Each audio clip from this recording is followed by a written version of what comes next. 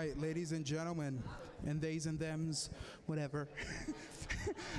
I'm Nick Miles. I'm the director of events for the Walkaway campaign. So we're going to get started here.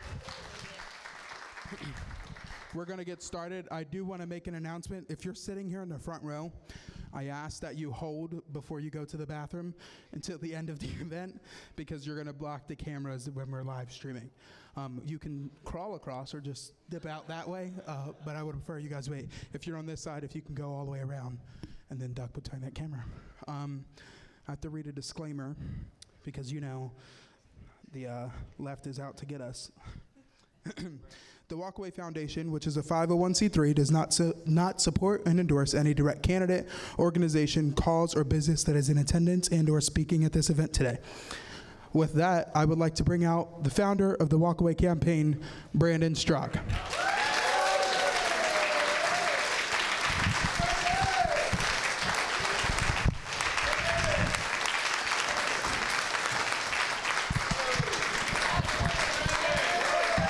You can't walk around.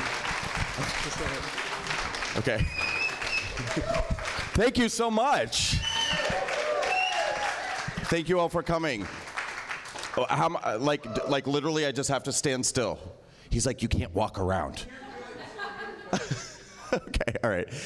Welcome to the Walkaway LGBT Culture War Town Hall 2023. Thanks for being here. I love you. I want to talk to you a little bit about why we're doing this and what has changed over the years. For any of you who've followed Walkaway for a while, we were doing town halls in 2019 for the LGBT community, for the Black community, for the Hispanic community. We were actually about to do our first Jewish American town hall when COVID hit, and we had to cancel that event in Florida. We're still going to do it. It's going to be happening. But I've been reflecting about when we were doing Walkaway LGBT town halls in 2019 versus today. Back then, we did, we started in New York City, so it's kind of amazing that we're back doing this again here. But then we went to Los Angeles, we went to Chicago, we went to San Francisco. And back then, our message was pretty simple. If you're a member of the LGBT community, you can think for yourself, you can believe what you want to believe, you don't have to be a part of a monolith, you don't have to vote the way your community is telling you that you have to vote, you don't have to subscribe to the ideology and the belief system that you're being told to believe in by the left-wing news or by the powers that be that kind of control our community. That was our message just 3 or 4 years ago. Look how much has changed in just 3 or 4 short years.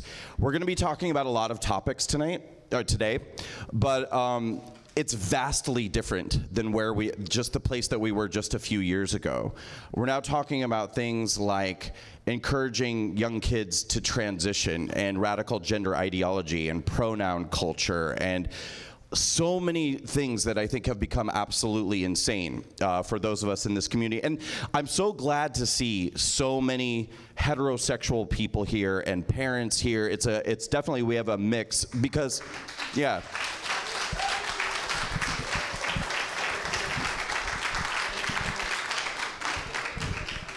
Well, first of all, and let me say, because the audience at home probably can't, the live stream audience probably can't see you guys.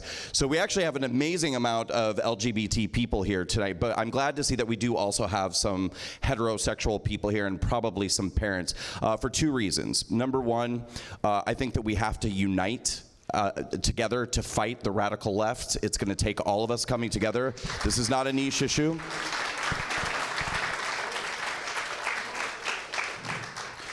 But sadly, I have to say, in addition to that, these issues have become mainstream issues. These are no longer just sort of niche, specific issues to the LGBT community. This is now affecting your children's school curriculum. It's now affecting the corporatization of pride. I mean, when we look, Bud Light, Target, everything that we're seeing right now, this rainbow mafia agenda has sort of overtaken everything. And it's such a passion of mine to do outreach for minority communities. When I started Walkaway back in 2018, I had this mission that I wanted to bring a message of more freedom, more opportunity to minority communities, whether it be black, brown, LGBT, women, religious minorities, etc.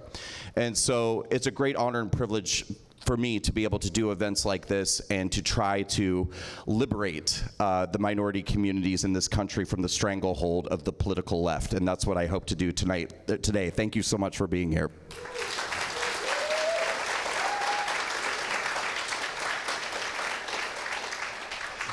So there's a few things I want to tell you before we get started. Raise your hand if you're aware that we've had a little trouble with Walkaway in the last couple of years. Anyway, okay. Heard a few rumors, did you? Yeah, so obviously it has not been the easiest couple of years. The Biden years have not been good to me or Walkaway. But I'm not giving up, ever. I'm going to keep fighting.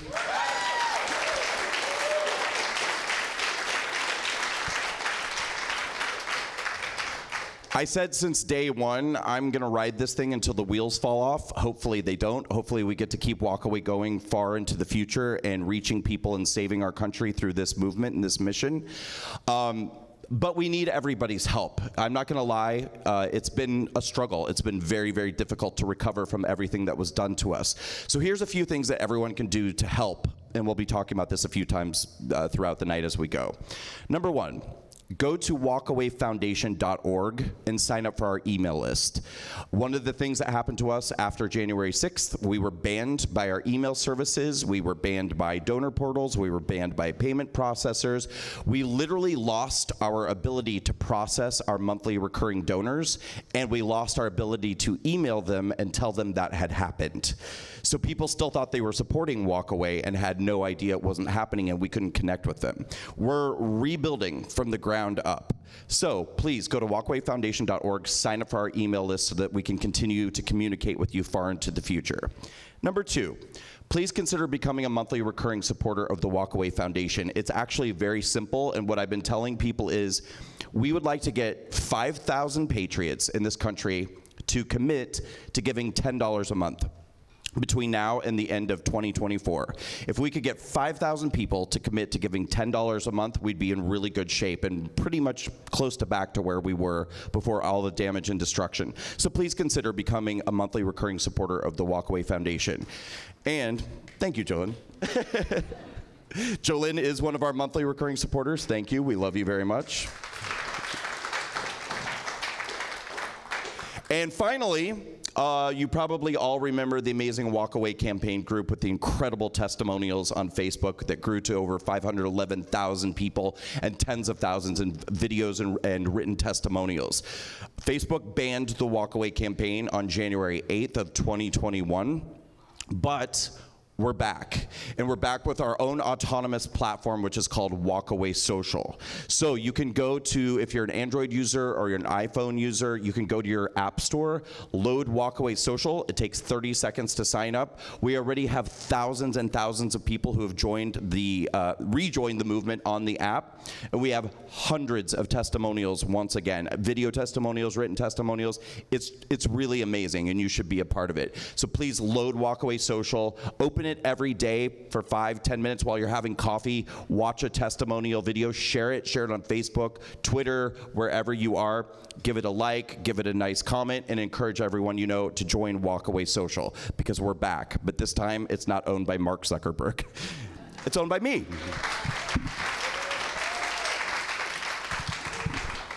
So with that, let's kick this event off, because we have an amazing conversation we're going to have today with some really, really incredible people in the LGBT community. As I said when we were promoting this event, I think the best way to fight the radical LGBTQIA plus community is with LGBT icons. People who have walked away from the left, who are in this community, who are gonna stand up and say, this community no longer represents me, they don't speak for me, and we're gonna stand up and we're gonna fight back against the radical left from the inside out. So with that, I'd like to introduce to you our first panelist, Marcus Deep, YouTuber.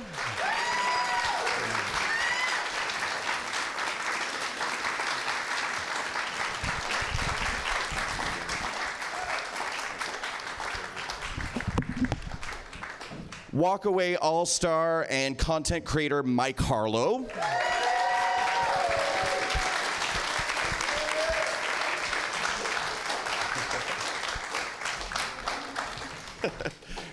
You look like a little reindeer prancing in here. TikTok influencer Melissa Vitelli.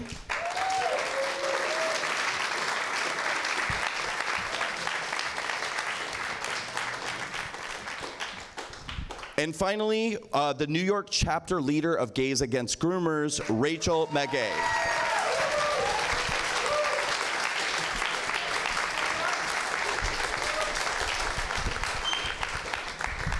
Welcome, everybody. Hi. Hello, everyone. Mic's on? Nope. Mic not on?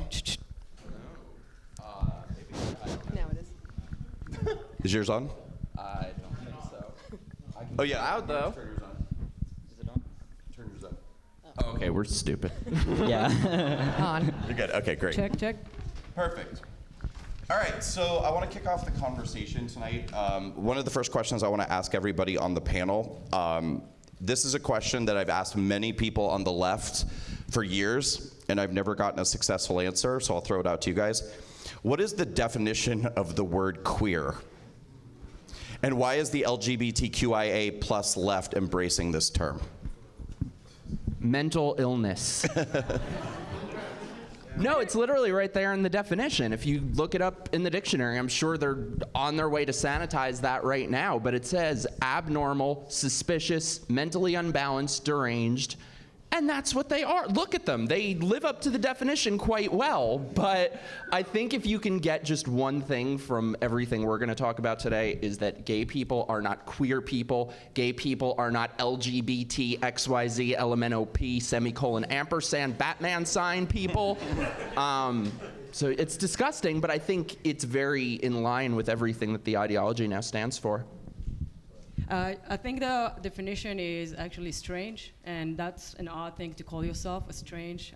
If you want to be accepted as normal, why do you consider yourself strange? And I don't think it specifically defines any sexual attraction, which LGB is. Being a lesbian woman is a woman who's attracted to other women. By the way, a woman is an adult female human. And being queer, I don't see how it's related and it's just a derogatory word, and I have nothing to do with that. I don't want anything to do with that word. I don't either. To me, this became kind of an issue in our community, I think around like 2000. I feel like everything started in 2015 when the Supreme Court decided marriage equality was going to be the law of the land. And for me, I can only speak for myself. To me, that was sort of like a moment where I thought that we were crossing a finish line, and it was like a victorious moment. Like, okay, after all these years of struggle and battle for just, basic equal rights, now suddenly we're hearing about all these different gender identities, and people are calling themselves queer, and if you object to being called queer, you're being attacked from within the community. And that's, to me, when the first signs of sort of the radicalization of the LGBT left began. Anybody agree? It didn't have to. I hate so much that people can look at gay marriage as sort of the beginning of all of this, and I could argue about why it didn't have to be that way. Me personally, I just wanted to meet a nice man, maybe own some monogrammed towels, and now we're being told that that means supporting double mastectomies for 12-year-olds. She's wrong. And why are they adding more letters to the acronym? I feel like everyone aimed to be equal at one point, and now it's just above equal. Everyone has to be put in a certain category, and it's for no reason, because all of us who are generally the same age, all we wanted was that marriage equality, no discrimination, and we got that. And that's why I think we're so fed up with what they're doing right now. Do you feel, in the year 2023, do you feel a significant amount of homophobia in society that's even worth talking about? Not against, I don't want to say the word normal, but not against the non-queer gays. Right. When we're the normal ones, there's a problem. I think what happened, as you said, when we got those the rights to marry, same-sex marriage, where we got this equality that we fought for, then all other people who think they need to fight for acceptance, they're creating their own victimhood, but they are jumping the wagon of us, of our success, and like piggy bank on our movement, where we just wanted to be treated equal by society, to not be discriminated against at work. And what they want is that for everyone to bend their knee to their demands. If you don't follow along with their agenda, delusion agenda, then you're a hater, you're a bigot, you're a homophobe, and all of that. We didn't want anything to do with that. I see it as bullying, and I'm not a bully. I would stand up against bullies, and that's what I'm doing now, and that's why I'm here today. Can you guys hear okay? Yeah. Sorry. Can you please lift the volume? Closer. Okay. Yeah, just make sure you talk. Talk. I really have to like literally touch it for it. No, but this is too much. Can you try to get it higher? All right, thanks. Should I repeat what I said? You get it? All right. No, I got it. I feel too with the term queer. I personally believe that there's sort of this push to continue to make us seem marginalized to other people. And I feel like anything that can be done to present us as odd or abnormal or, not just any other productive, member of society, to them is actually beneficial. Because, see, I've talked about this a lot. When you look at groups like the Human Rights Campaign or GLAAD, right? Yeah. Or the NAACP in the black community, for example. Yeah, and this is happening all across the board in different minority communities. These people are out of a job if they can't continue to convince the public and their donor base that these minority communities. And meanwhile, we're leaving our jobs to do this and bring awareness to people. Right, yeah. But if they can't continue to fundraise, they're all out of a job. And if you look at the Human Rights Campaign, for example, the top 15 executives are making something like $500,000, $600,000, $700,000 a year to peddle fear and misinformation to LGBT people and make us feel like these are the people who create narratives like Florida's bill is a don't say gay bill. Which they're pushing that lie, yeah. Exactly. And they're making their audience be as dumb as they are. I mean, right. Believing all these lies. These people who say that the bill is called Don't Say Gay never read it, because it doesn't say that. It says that you cannot teach sexuality and gender ideology to third grades. Right. Which means don't say straight either. Right. Yeah. But then when you mentioned HRC, I wanted to add a little point. Yes, they are fear-mongering, and they called a state of emergency for the LGBT because of the bills that are being passed. These bills are there to protect children. It's not anti-LGBT, and this is a misinformation and a lie. And then their president, I think her name is Kelly Johnson. I may be wrong. But of which group? Of HRC. The president of HRC. Okay. Was just in Congress. They had a little hearing about women, biological women at women's sports. And then she gave, this Kelly said how, many men, there was an article that many men think they're going to beat Serena Williams. And obviously nobody, no average man can beat her. And then you have Riley Gaines, who's standing up for women, biological women at women's sports, saying, well, actually there were one man who were 203rd place at the men's and beat both her and Venus. So, they're not even correct on the facts. She's coming out there saying no average man can beat Serena Williams, and be called out immediately on her lie in front of Congress. So wow. This is the people who run HRC. Right. And leading with these lies. Yeah. And this is who the media shows. Right. That's why half the country doesn't really know what's going on. Right. I was going to say, I think if we look at why there's such an expanded focus on these gender identities and new ones that they're creating, you kind of have to remember LGBTQ is a couple of different things. It's an ideology, it's a religious cult, but it is also a business. It is an industry. It is an industry that seeks to recruit people into a cult. So, if they were going to just try to groom kids into being gay, they probably wouldn't have much success with it. However, everybody has a gender, so that allows them to cast a wide net. Suddenly, instead of it just being about homosexuality, suddenly they're in the bathroom, they're in the locker room, they're in sports, they're in kindergarten classrooms. So it allows them access to gain a foothold in every facet of life. Well, especially now that we have so many genders. We've got a It new makes it even easier. Only two. Well, that was my next question. I want to go to Marcus. So, Marcus, you are transgender. Yes.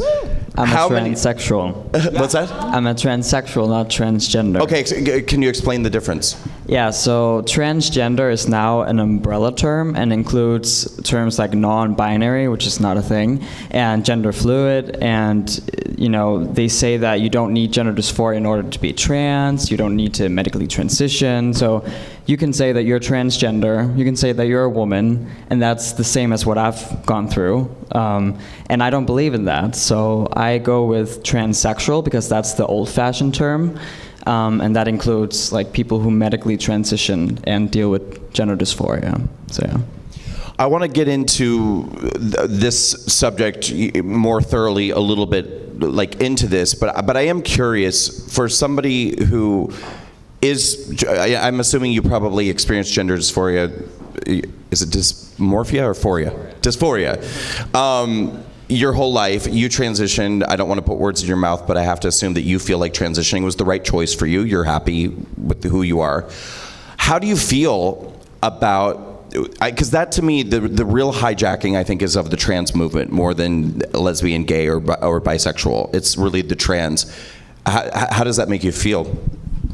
Well, I think it's sad. I have to explain myself all the time, everywhere I go, and whenever I say, well, there's only two genders, they're like, well, you, and I'm like, what about me? What about me? I was born a girl, and now I live my life as a man. That's two genders, and I don't need any more. Right. So.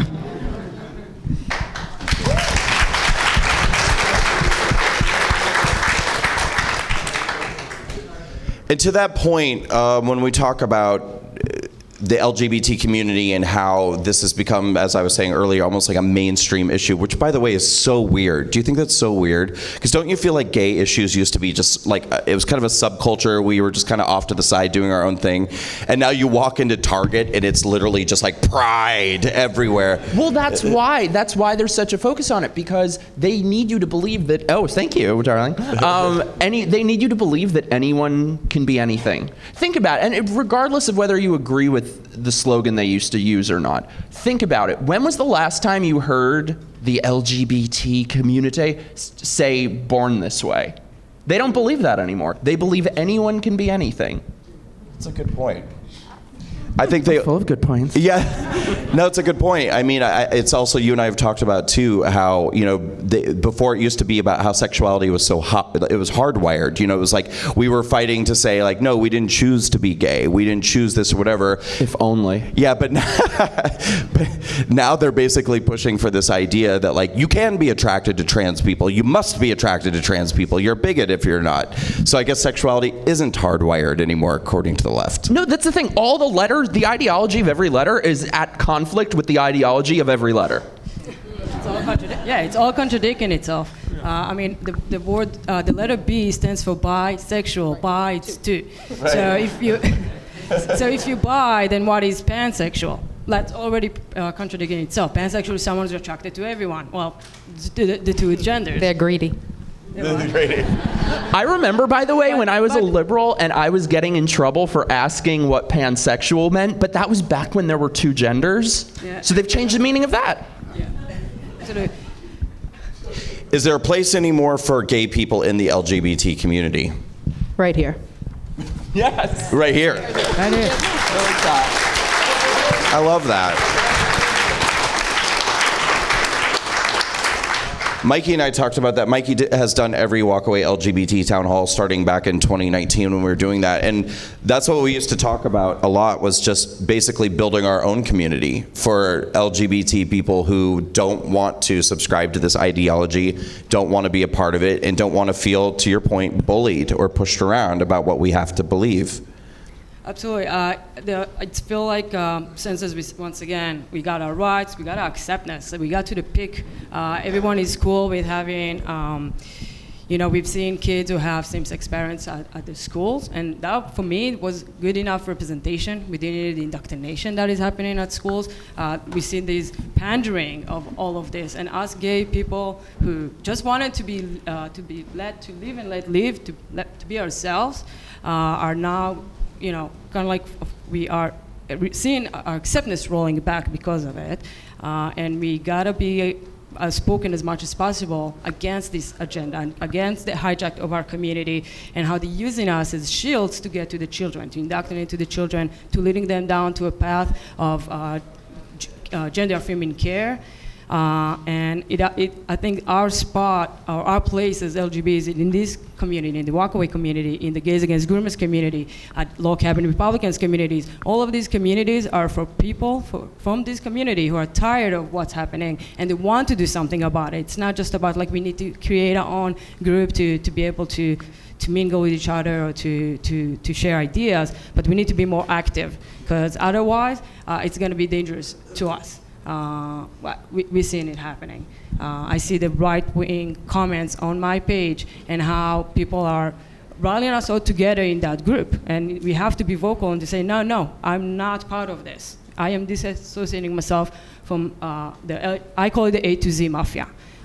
So that's the room for the LGBT. That's what the LGBT should be doing again. We cannot sit comfortable with the rights we got. We have to be active again. I try to be really understanding about these sort of backlashes that come and go sometimes because I feel like I understand them. It's very frustrating. I think when, especially if you're a straight person, you're a parent, you're raising kids in today's society, and this is constantly something, it's coming from every direction. It's coming from within the schools. It's coming from within the entertainment industry. It's coming from the corporatization of all this. It's everywhere. And when I went to Target to check out their pride displays and stuff, I don't know if any of you gone to Target and saw, okay, it's not just t-shirts and hats and things like that. They're selling like pride gingerbread houses and toys and candy and all of this stuff. And I was like, is this like Hansel and Gretel? Like, we're literally like luring the kids in with candy and toys and I can understand people becoming frustrated and I think intolerant to a certain degree, and I do understand the way that it affects even people like us, that we do have to continue to, I think, speak out and say, look, please don't lump us all into one category, because there's a lot of us who are objecting. And I don't even think it is us. I don't think it's our community that is doing this. Most queer people are just bored straight people. So right. Liberals also. Seriously, it's such a good point. I feel like most of the queer community or like the non-binary community, it's just awkward people who are like uncomfortable in their bodies. They have green hair, face piercings, and they're like, I find a social acceptance by calling myself a part of the LGBT community, so I'll just say that I'm gender fluid or non-binary or whatever any of these things mean. And they don't need to transition, so it's very lazy of them. Yeah. They get the same attention and validation from the general public, but they don't do the hard work to go on cross-sex hormones and get surgeries. So. Well, but there must have been a time where it wasn't so trendy or faddish to be transgender. I mean, I have to imagine your experience was not always easy and celebrated. Is that true? Yeah, it was hard for my family especially to get used to that now I live my life as a dude, even though they raised a girl. Yeah. So yeah, it's very depressing being trans. And gender dysphoria is a mental disorder, and that's not great. Like, it doesn't feel that great to deal with. I'd like to kind of talk about that for a second, because we hear a lot of people, especially when it becomes a political discussion, talking about being trans is a mental illness or a mental disorder. To me, it sounds a little mean-spirited, but you just said it yourself. So this is something you agree with? Yeah, I mean, gender dysphoria describes the discomfort. It's a very big discomfort that makes someone transition. So it's the only mechanism that makes someone trans, and it's uncontrollable. So it's not a choice, because if you say it's not a mental disorder, then you're saying that you just choose to feel uncomfortable in your body and then transition. So it's actually a way of, explaining the whole thing. And also, as you talked about, it really enhances this born this way argument. Like, we were born this way.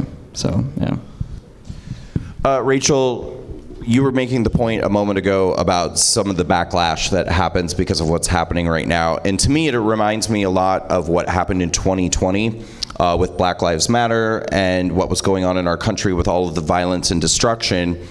And to me, I look at that and I think, and it's very easy to get baited into that feeling of anger, because you can, I think, get kind of caught up in that feeling of the division that I think they want us to feel. I mean, I think a lot of people were starting to feel very exhausted with the topic of race and what we were expected to accept about the topic of race in 2020 with Black Lives Matter.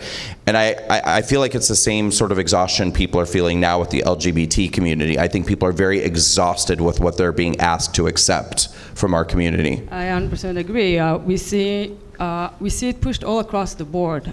It's not just Target, it's so many other companies that are, just walk around New York City and you will see the pride flag just everywhere. And if it wasn't enough, now they also paved the sidewalk outside of Stonewall. And if that wasn't enough, then it's all over the subway. And if that wasn't enough, all over social media, mainstream media, Hollywood. The federal government is pushing also all of that.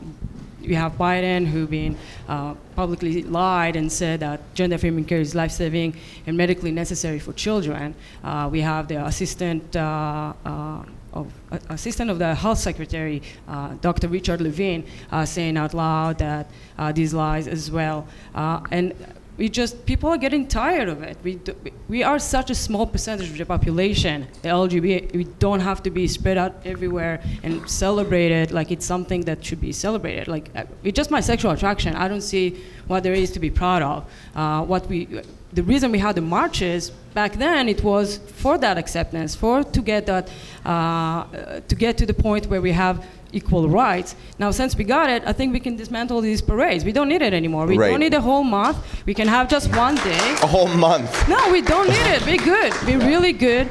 We can have just one day just to honor the people who actually fought for our rights back in June 28 of 1969 in Stonewall. And what they fought for, we got it. So let's just stop here and stop going after the children, because that makes it worse. Yesterday, in New York City, they were chanting down the street. They had the drug march. I don't know when that one started, but they were chanting. What march? Drugs, drag queens, drug. Oh, I thought you said drug. No drug. I was like, no, not pills. the drugs. March for drugs. That's tomorrow. I wouldn't be surprised at this point. They all look like they were drugged. They look like they're zombies. But they're all like, they were drag queens and drag kings. And they were marching down the streets. We're here, we're queer, and we're coming after your children. So they're denying that they're going after the children yet, but then they're actually admitting that they're going after the children. So which one is it? Sorry. So, yeah, people are done with it, especially parents are done with it. Parents are going to school board meetings and making protests because they don't want the kids to be indoctrinated with the LGBTQIZ mafia. I posted that video that you're talking about. So it's what was it? It's a pride march. Is that what it was? It's one of the pride marches, I guess. Where was it? Yeah, where was it? Where was it? I think in New York City. No, it was in New York City. Oh, great. It was New York. Amongst us. Okay. It looks like Brooklyn, but I don't have the actual information for you. But I'll let me look it up. It was a group of people. They were marching. They were very quite clearly saying, "We're here. We're queer. We're here to. We're coming for your children." Right. Do you want me to play it? So I do. Yeah, I do want you to play it. But before you do, I'll just say I posted it and I said, it's time for the LGBT right and the LGBTQIA+ left to get a divorce. It's time for us to get a divorce, and And people were reacting to my post, people on the left, and they were like, it was obviously a joke. They were obviously just like poking fun at what the right says about them, whatever. I'm like, that's not a joke. And it's not the first time they've said it. They put on an entire show tune about it. Right. Yeah, the Gay Men's Chorus of San Francisco literally did a whole song that was called "We're Coming for Your Children." That was in New York City, the drug march. Yesterday, it started at Tompkins Square Park, and make its way through the East Village to Stonewall. So it was right here in Long Do you have Manhattan. it? I have, yeah. I first wanted to look up the location, but Put your microphone up to the. yeah. Oh, sorry.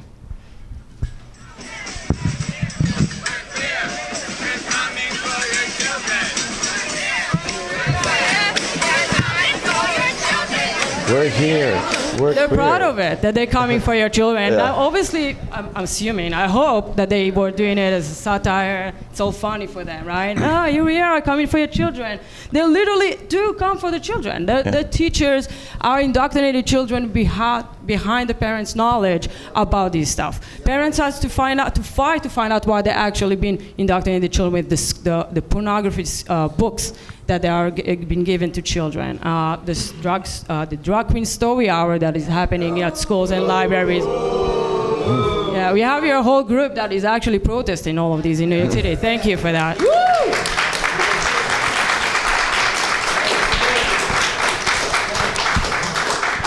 Did any of you see the footage I put out the other day of Mikey and I going to the library?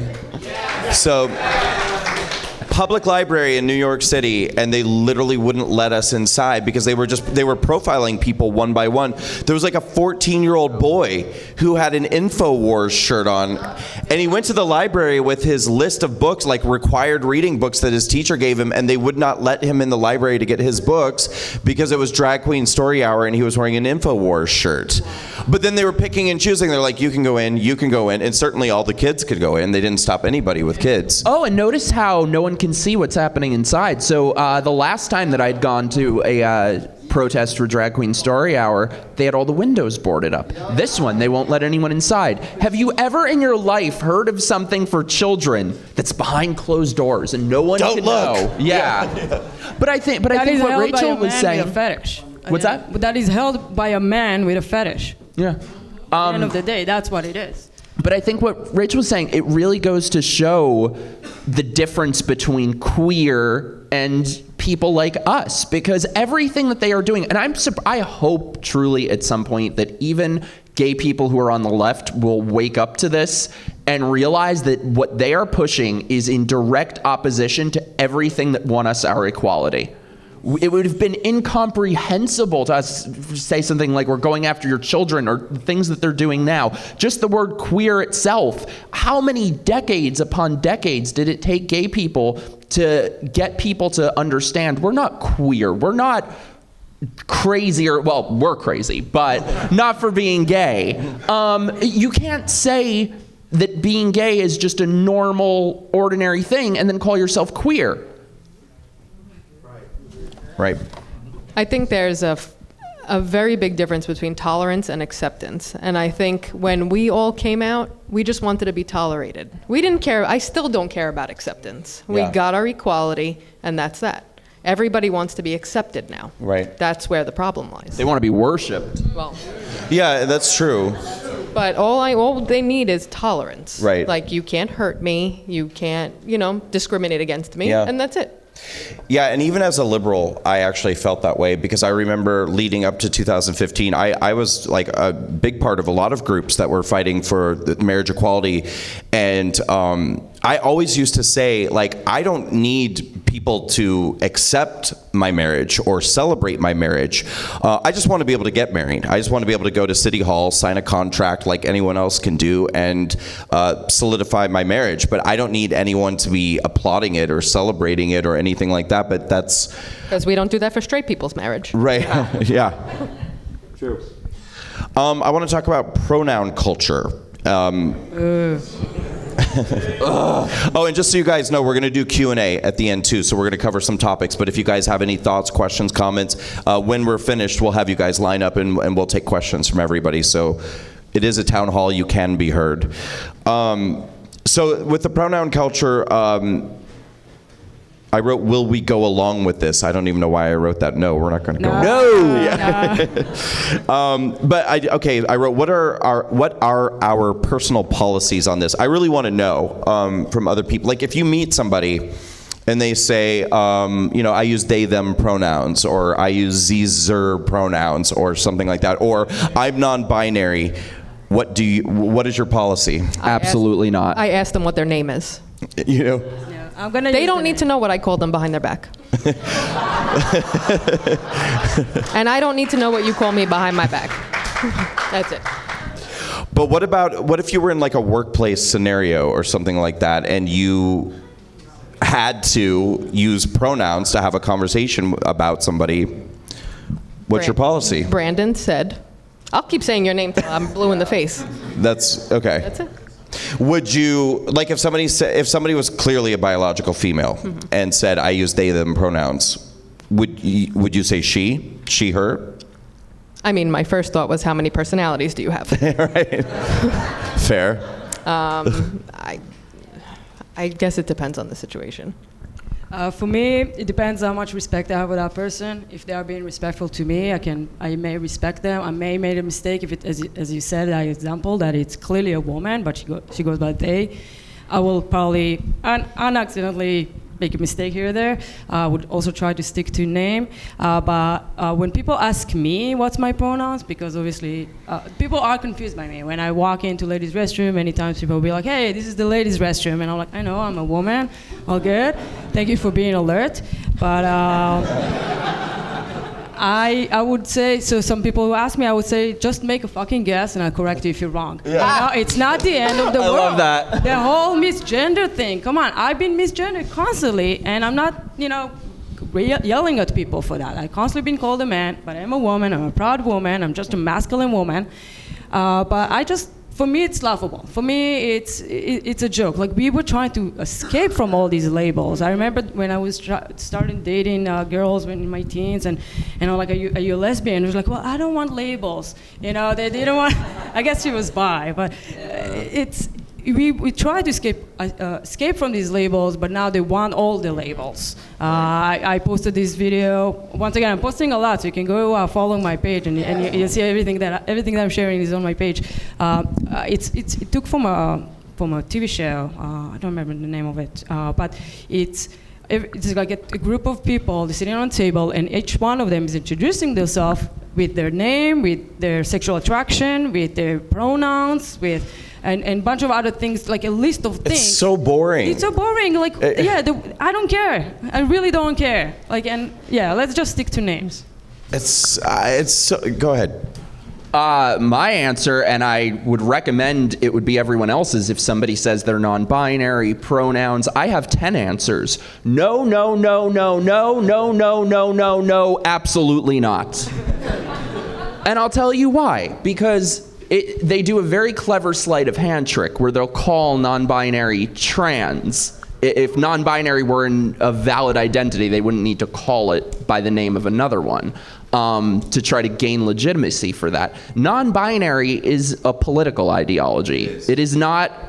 It is nothing, and that's why they call it trans. Marcus, as you said, is a transsexual. Is trans.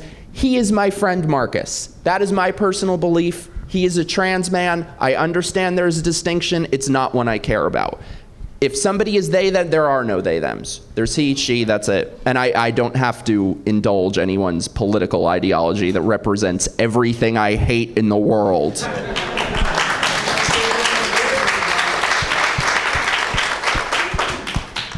I agree with pretty much everything you said. I think there are two genders. I am more than happy if someone says, look, I was born female, but I now identify as male, or I was born male, I identify as female. I have no problem changing to, as long as we're sticking within the binary, I'm totally fine with that. I just see it as, just like with COVID, I see it the same as masking. I see it the same as you're trying to control me.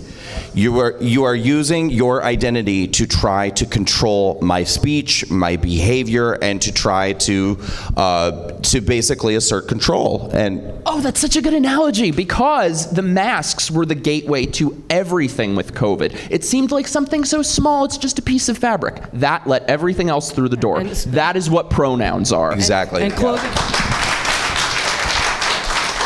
There are many connections from the pandemic to what we're seeing with this. Closing down the schools and letting all the children go on social media, where they pushed all of that. When in social media you have people being celebrating. You said, Marcus, that it's something that you struggle with. It's not something that should be celebrated and marketed to young girls like the tomboys. I joined Gays Against Rumors because I want to save the tomboys. These young tomboys, are being influenced. Most parents admit that it started during the pandemic when they were at home, when they ushered this whole control grab. Right. During then, and then now to continue with this, there's a many correlation between the two. Marcus, go ahead. Yeah, I will never call a person by they, them, never, because it's disrespectful. It's disrespectful to my experience and other people like me's experience. Like, you don't have gender dysphoria, you just want to control people. It's like a fetish. You want other people to feel uncomfortable and you want to control them, and that has nothing to do with being trans. It has nothing to do with gender dysphoria or being gay, of course. So I would never do it. It's very disrespectful. And I really won't, and I think you have to take a hard line on the issue, because it is awkward and uncomfortable, especially if you're in a room full of people who sort of subscribe to this ideology and they support each other and they support the bullying culture about calling you a bigot. But I don't care. I won't do it. I literally will not do it. I don't believe in hurting people's feelings. I don't believe in being mean just for the sake of being mean, but I don't think it's being mean. I mean, it's like if I can look at you and you're obviously a biological male or obviously a biological female, and you want to be called by they, them pronouns or something else, I simply will not do it. I won't. That's because there's nothing wrong with being a woman. So if you get offended if someone calls you she, it says a lot about what you think about being a woman. Point.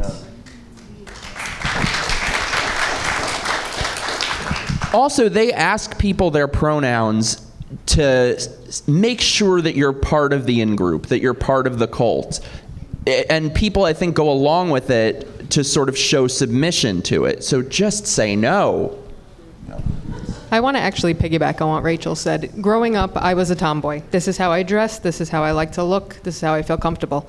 In today's climate, my mother would have to be forced to get me gender affirmation care, when I don't want to be a boy. I am 100% comfortable being a woman. I just feel better this way. Right. Well,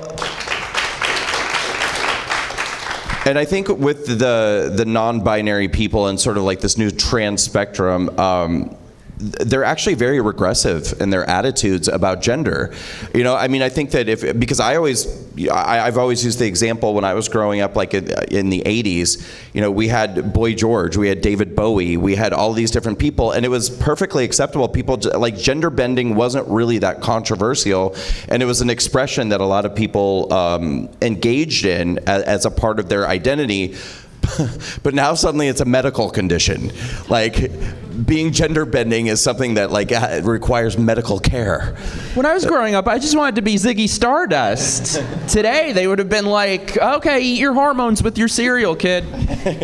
You are, sweetie. You are. And they're all saying that gender is a social contract and that it's gender fluid and all of these things, yet they promote permanent procedures for people who are going through this, or people that believe they're born in the wrong body, or just being a masculine woman or feminine man. I believe that every human being has both femininity and masculinity, just in different levels. Because I've seen I'm very butch. I'm a butch lesbian, obviously. It goes without saying. But I have my feminine side, and I've changed through my life with the expression of my masculinity. It changed. So to think that I should be, as you said, these kids today the gender non-conforming kids of today have been convinced that they are basically born in the wrong body, and they need to immediately go on puberty blockers. Thank you for your shirt today, Marcus.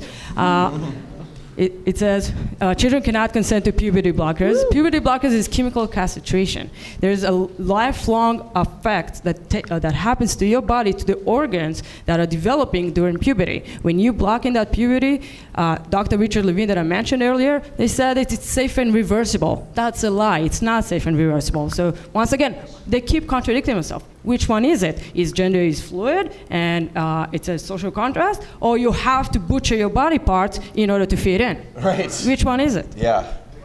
And Marcus, are you able to speak to that about because we do get a lot of information where they say, oh, it's the puberty blockers or hormones, these things are reversible, people can change their mind, it's not that big of a deal. Can you talk about that? Yeah, it's not true. We actually don't really give puberty blockers to children who go through precocious puberty anymore. Like, we're really careful about doing that. And these are not trans kids, right? So if there's a lot of side effects for these kids who actually physically need them, why are there no side effects for trans kids who are literally healthy? Like, I don't get it. Is precocious puberty early puberty? Is that what that means? Yeah, so in the old days, you would give like a 7-year-old girl puberty blockers because that's, of course, early to go through puberty. But now they're like, maybe if the girl is 5, right? They're very careful because there are plenty of side effects that are not reversible. Osteoporosis, being sterile, underdeveloped genitals, and also like psychological depression, loss of IQ, which is crazy. That explains it. Some of them. So yeah, it's not safe, and it's not going to benefit any children. Because of course many of these children who claim to be trans are not. But even if they are, they will not benefit from the drugs later on in life. If you see the trans activist Jazz Jennings, who transitioned when she was really young as a kid, she got complications when getting bottom surgery because she had an underdeveloped penis. So she couldn't get the surgery that she wanted, and it's all because of puberty blockers. And she got 4 surgeries instead of just 1, and it's dangerous. You can risk your life doing this. So yeah, it's not going to benefit anyone. Yeah, and Jazz Jennings was kind of used as an example, I think, for the public of the benefit of transitioning early and how happy someone can be when they transition. And I haven't followed Jazz Jennings that closely, but I know now she's incredibly overweight, incredibly kind of regretful, I think, of a lot of the decisions that were made, and her surgeries have gone very badly. Yeah, she says, I never feel like myself ever. Wow. And then she's like, oh, I didn't mean it like that. Like, girl, that's what you meant. Wow. Can I ask you, so you being trans, that's not at all the impression that I get from you or from people who are kind of more right-leaning transsexual people. Like, you seem very secure, very together, and I think that's the difference between an adult doing it and a child doing it.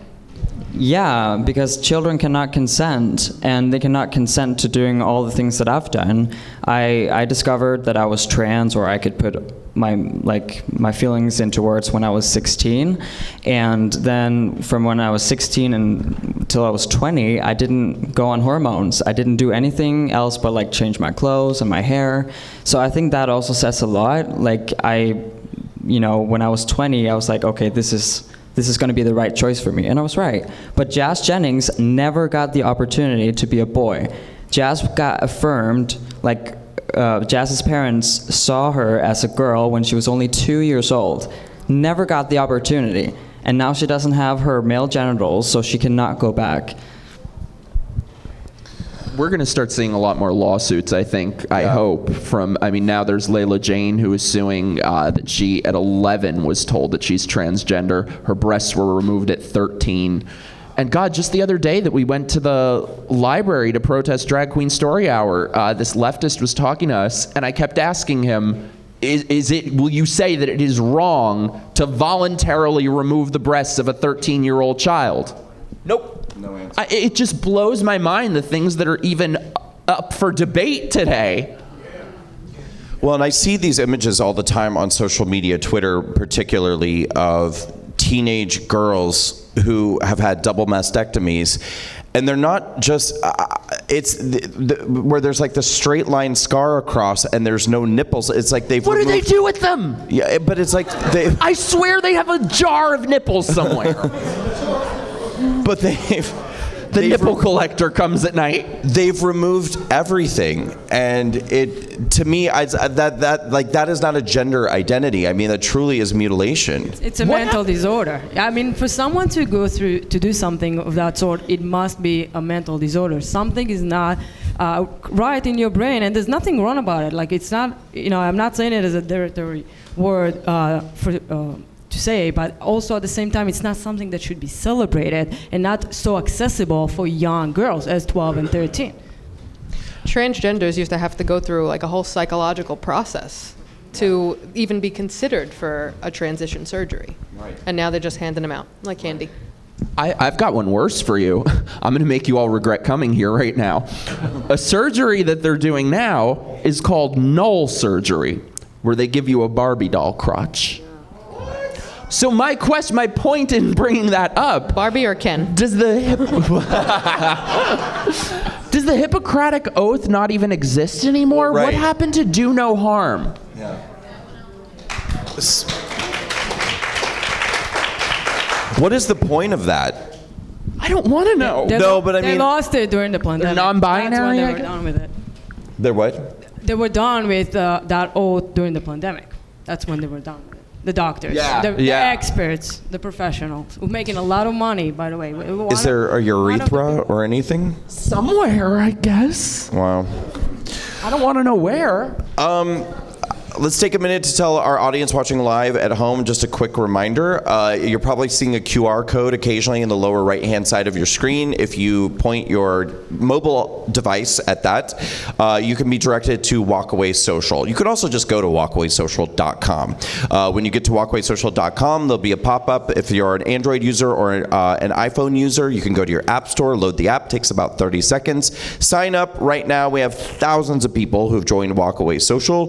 We have hundreds of people who are uploading their video and written testimonials about why they're walking away or why they walk with those who walk away, and we would love to have all of you out there join us. So please load Walkaway Social, join us. Also, please go to walkawayfoundation.org, sign up for our email list.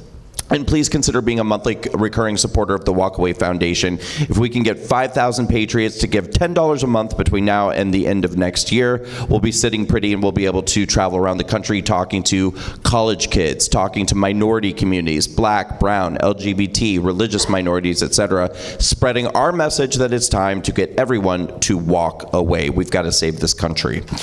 Woo!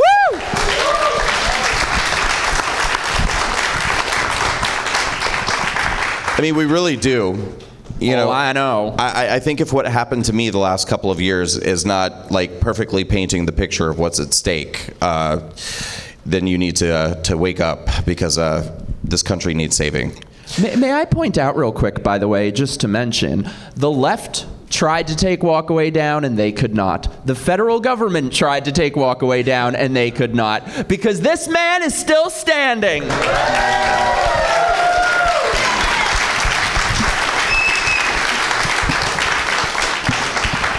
They're gonna come storming in right now, too. That's my PTSD. I'm like, shh.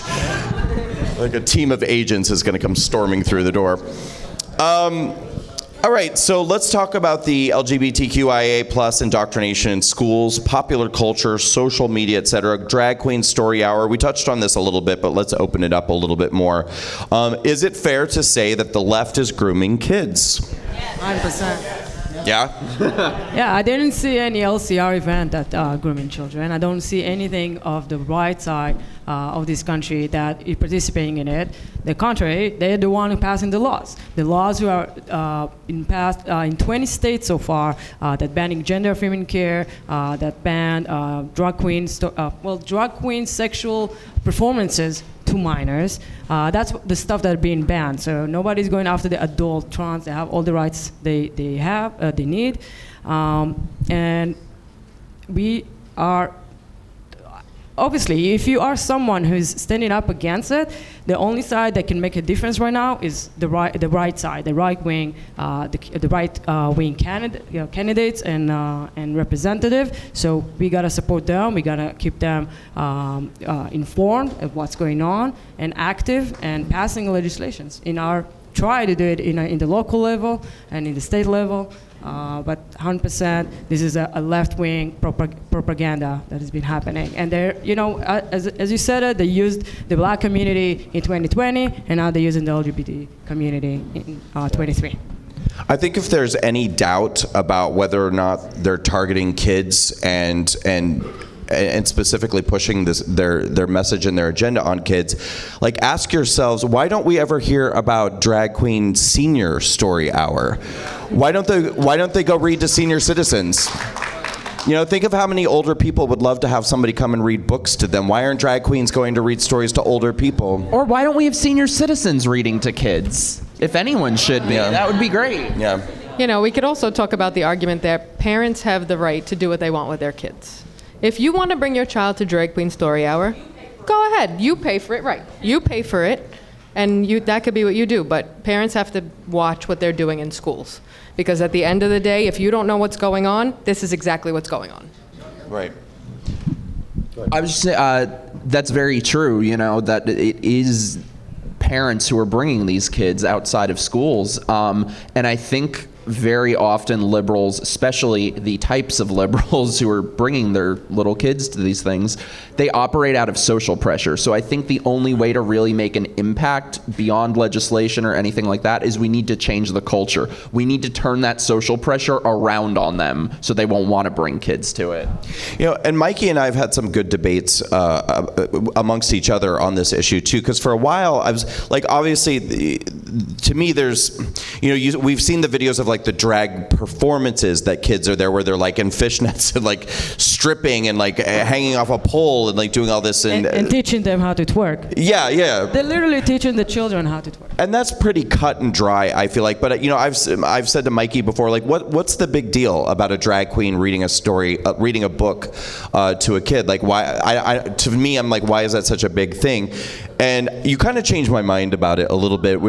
Tell them about what you said about kind of pushing the politics and the ideology. It is a delivery system. It is not about the drag queen. The drag is completely incidental. It is a delivery system for an ideology. Basically, Drag Queen Story Hour is the syringe. Queer theory is the poison inside of it.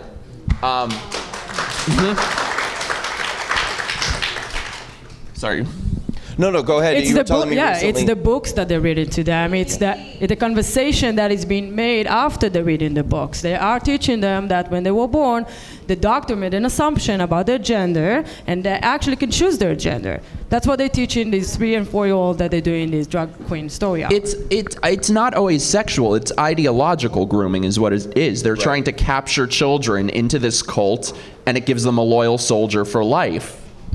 And why do kids even need to see drag queens in order? Because if the argument is, well, then they can accept and see gay people, it's like really offensive to me. Why don't you go take your kids to the bank and talk to the gay guy working at the bank? Like, why do we need to see a man in a dress in order to respect gay people? That's offensive. Because it has never been about gay people. It is about indoctrinating them into this ideology. You were telling me recently about the drag queen's outfit, and it had the message on it and what it said. I don't want to look or be cis. And that was at an elementary school in New York they had to have been kindergartners if you look at the pictures. A public school. In the event with the Attorney General of New York, right? Yeah. Mm-hmm. Yeah, it was hosted by the New York State. That's what's very strange too. If you ever look at, if you can ever actually get in the room to see if they'll ever let you in there to see what they're actually doing, they're really creepy costumes too. Like, if I was one of those people who thought everything is satanic, I would think this is pretty satanic. Yeah. It's spooky. So a lot of people are asking the question, this is being brought up a lot lately, should the LG and B separate from the T? Yes. So it's an interesting question. You said yes? Can we keep Marcus, though? Yeah. I say no. Yeah. Well, that's why That's why it's good for us to have this conversation. But you say yes. I think it's a generational thing. Okay. Because there are people who are literally transgender and transsexual who have gone through what Marcus has gone through. They could stay. Okay. Yeah. Any other person who just wakes up and say, oh, I'm a he today, I'm a she today, I'm a they today, it doesn't align with what we believe. Yeah. I would like to separate from the QIA. Anything Q and after, I'm absolutely ready to separate from. What's your opinion? I'm a proud LGBT community member.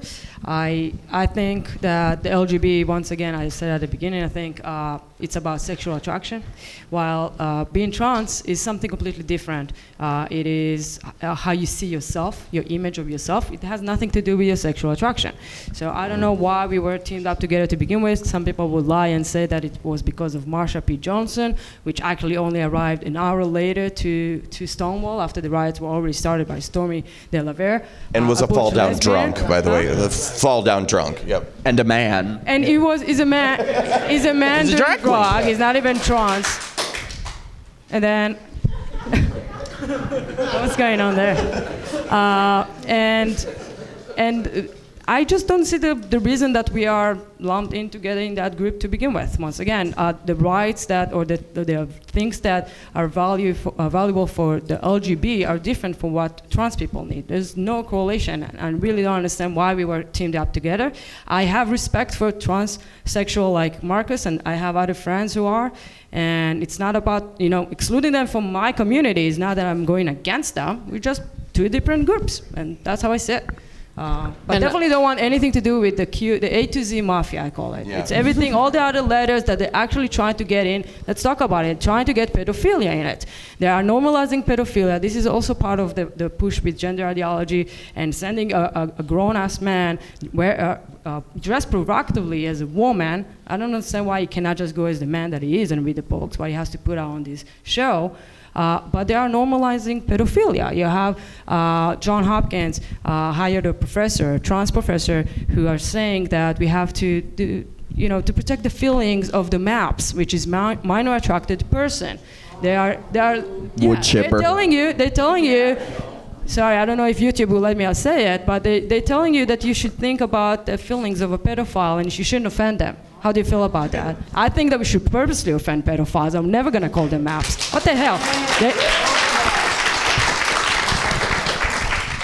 In my honest opinion, I think the LG should just start considering themselves the American community. We have American rights, and we shouldn't have to categorize ourselves anymore. Yeah, we are equal.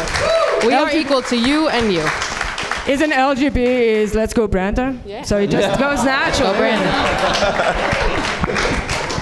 Yeah, I agree. I mean, I'm gonna sound controversial, but I've never needed a community. I've never needed an LGBT community because yes, I'm trans, and yes, I'm someone who looks like a guy who dates men, but I don't need a community with other people like me. I'm a part of the real world. Oh my God, it sounds so controversial. I don't care. That's just my experience, right? So This might surprise some people. My answer is no. I'm very, very, very sympathetic to people who say we need to drop the T and all that, because it never should have been put together to begin with. These things have nothing in common. However, I don't want to drop the T. I want to dismantle the entire alphabet. Yeah.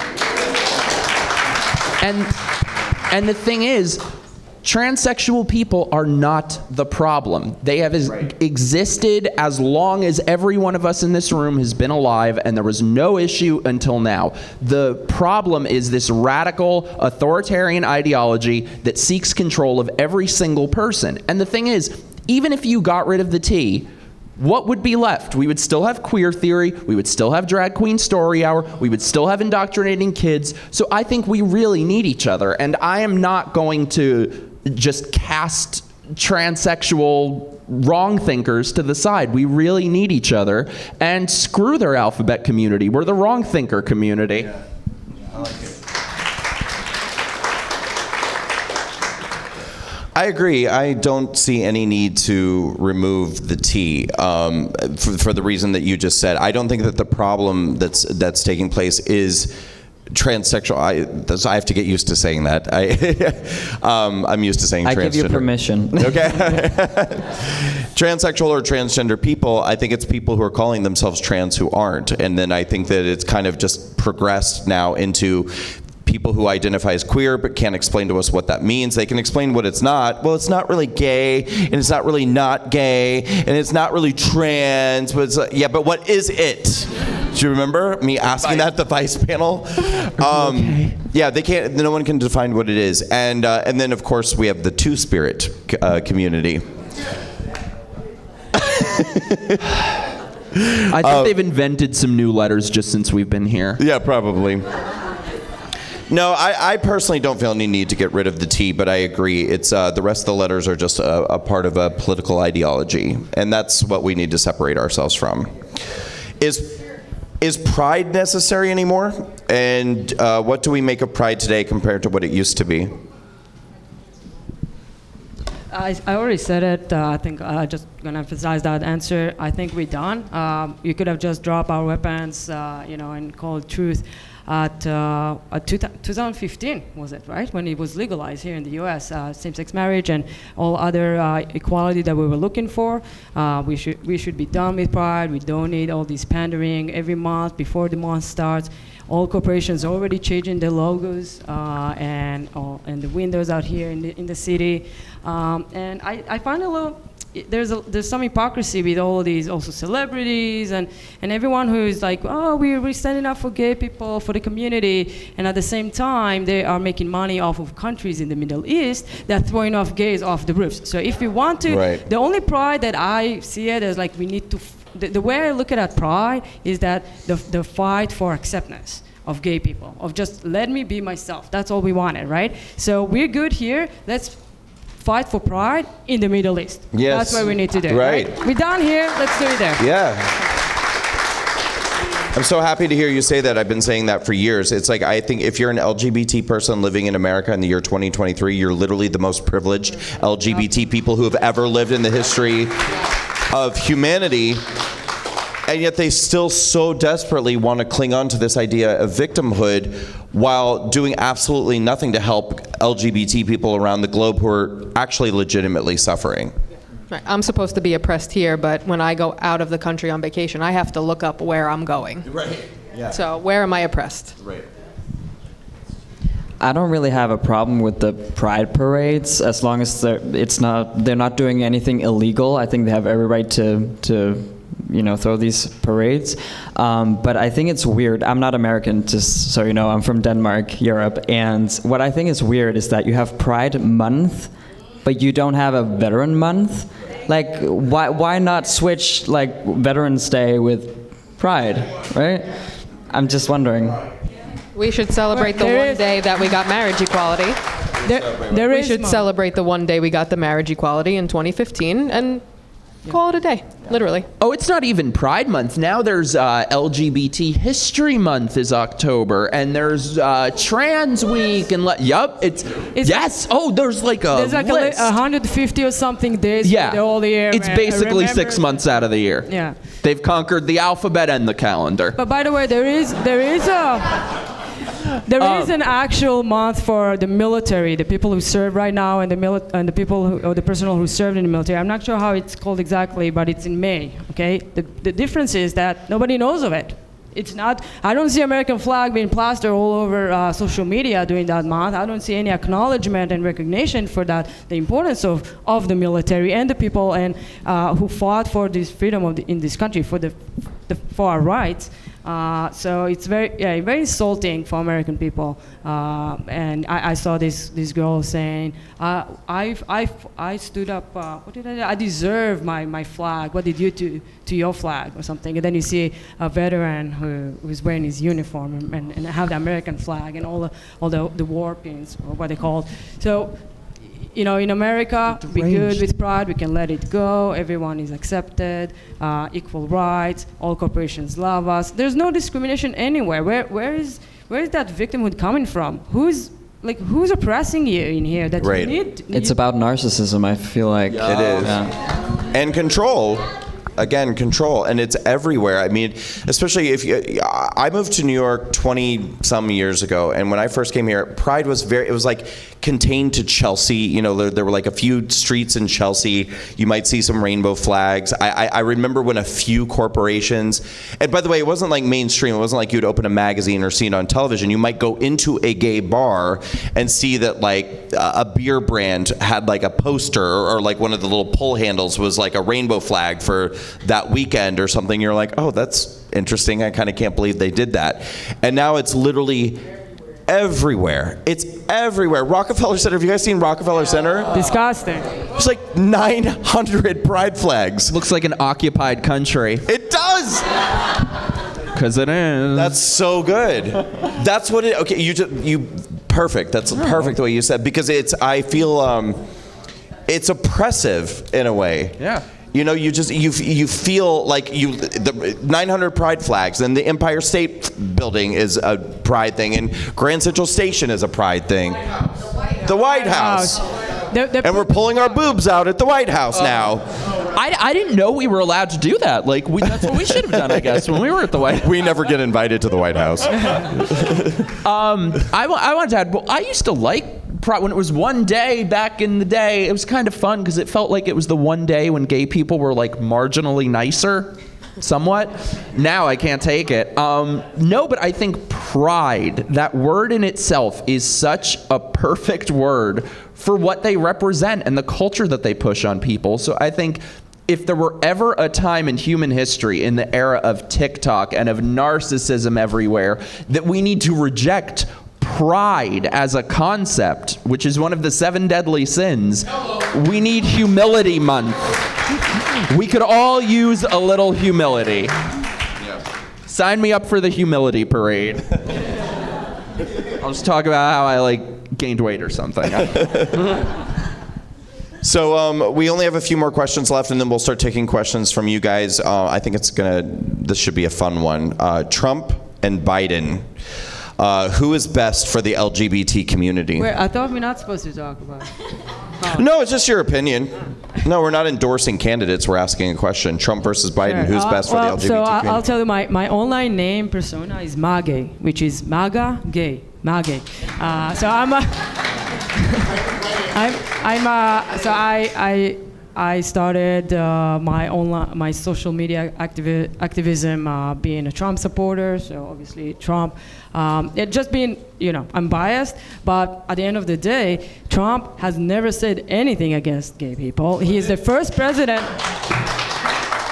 He's the first president to walk in the White House pro same-sex marriage. He had Rick Grenell, which is an outspoken openly gay. Sorry, I was looking for the word. No. Openly gay man to be the ambassador of Germany while Trump was in office. Cabinet member. And then, so 2 years in Germany, and then he nominated him as the acting director of the Intelligence Committee, and he was like one of his people around him constantly. So if Trump was so much against gay people, why he likes Rick Grenell so much and trusts with him so much that they launched together the fight to decriminalize homosexuality around the world. I didn't see Biden do that. Right. Rick Grenell also have launched with the Outspoken Middle East, where they have actual people in these areas trying to help out the gays run away and escape those countries, and then provide them resources and how they can try to fight it.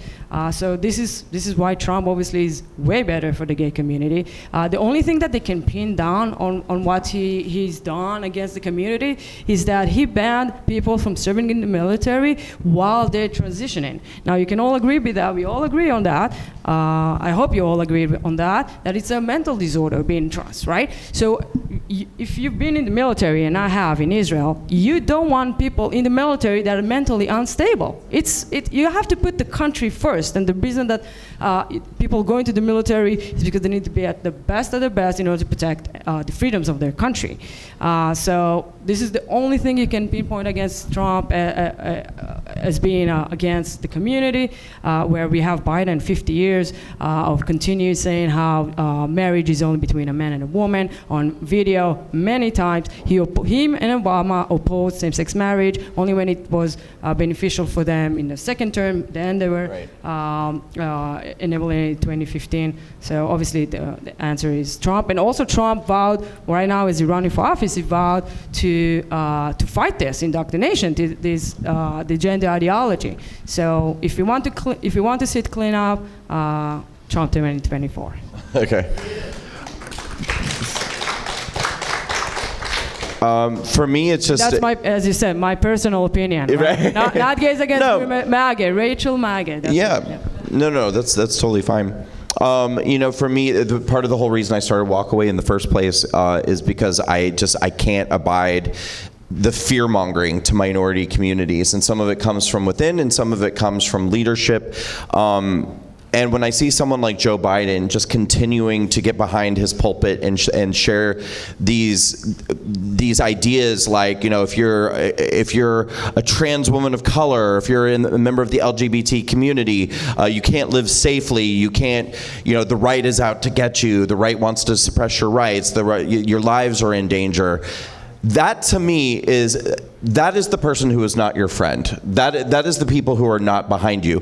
I would much rather, I've always said, I would much rather deal with somebody who actually maybe is anti-gay but will say it to your face than the person who's like, oh, no, I'm your friend, and let me just tell you, this person hates you, and this person hates you, and this is how you have to vote, and this is what you have to believe to be safe. These people are not your friends. Definitely picking Trump, for anybody who knows me. So besides everything that Rachel said, which is what I was going to say, so I have to switch my answer. You can see by the way he ran his cabinet that he chose people based on their character. He's not picking people because they're black, because they're gay. The entire administration now is solely picked on race, sexual orientation, and you could see how that's going. Identity politics. It's all identity politics, and Trump just wants Americans to be American. And that's why we have Karine, what's her name? Karine Jean-Pierre. Karine Jean-Pierre. And the beautiful, stunning woman, Rachel Levine. Rachel. Friggin' Fred Flintstone. What about that luggage, the luggage robber? The luggage! What was the luggage guy's name?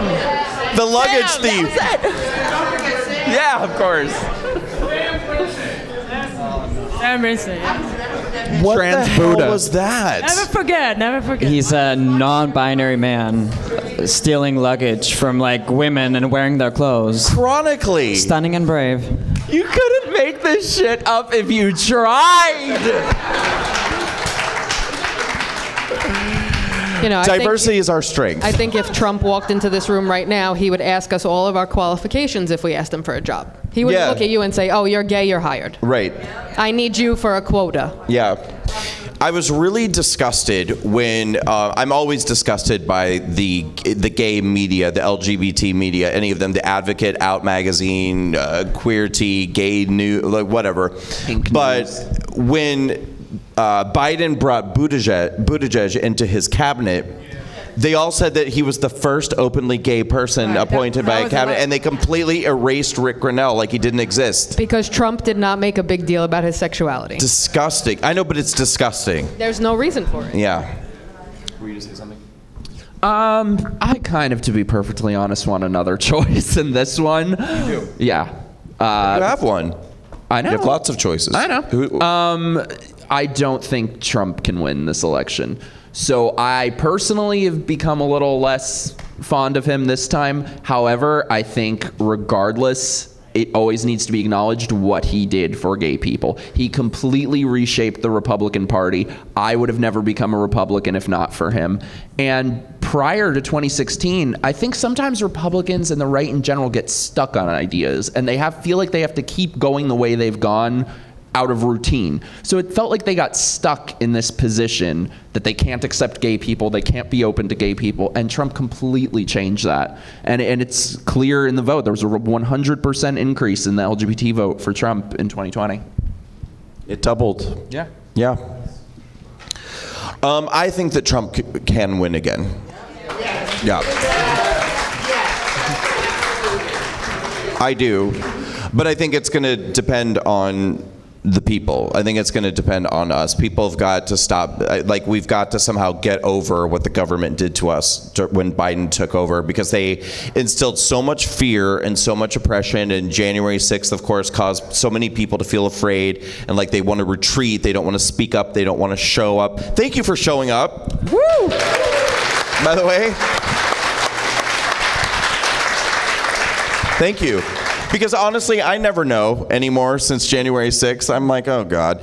I was backstage right before this, and I was like, nobody's coming. Nobody's coming. You always think that. I always think that. I know, but it's even worse since January 6th. But thank you for showing up. I mean, it's so important.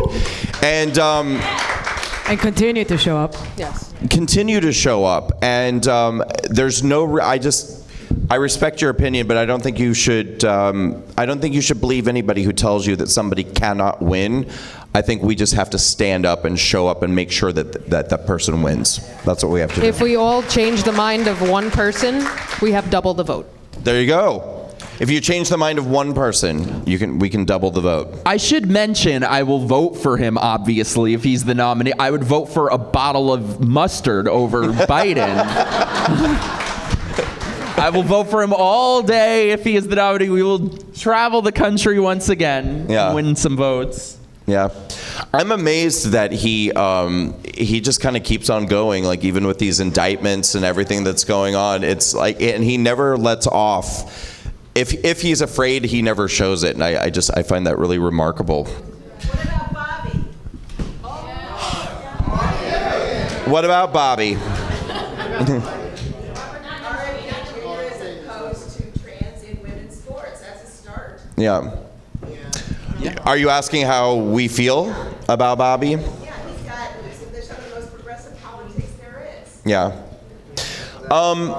I mean, I personally would want to find out more, but I don't see a lot of appeal there at this time. I mean, I can say, yeah. Anyone's better than Biden. Yeah, agreed. I see Bottle of water would be better than Biden. There's a huge split that has happened. I mean, we've all seen on the right with the Trump versus DeSantis and the followers in their camp. That's something I will not be participating in any way, shape, or form, because I like both of them, and I think they've both done amazing things.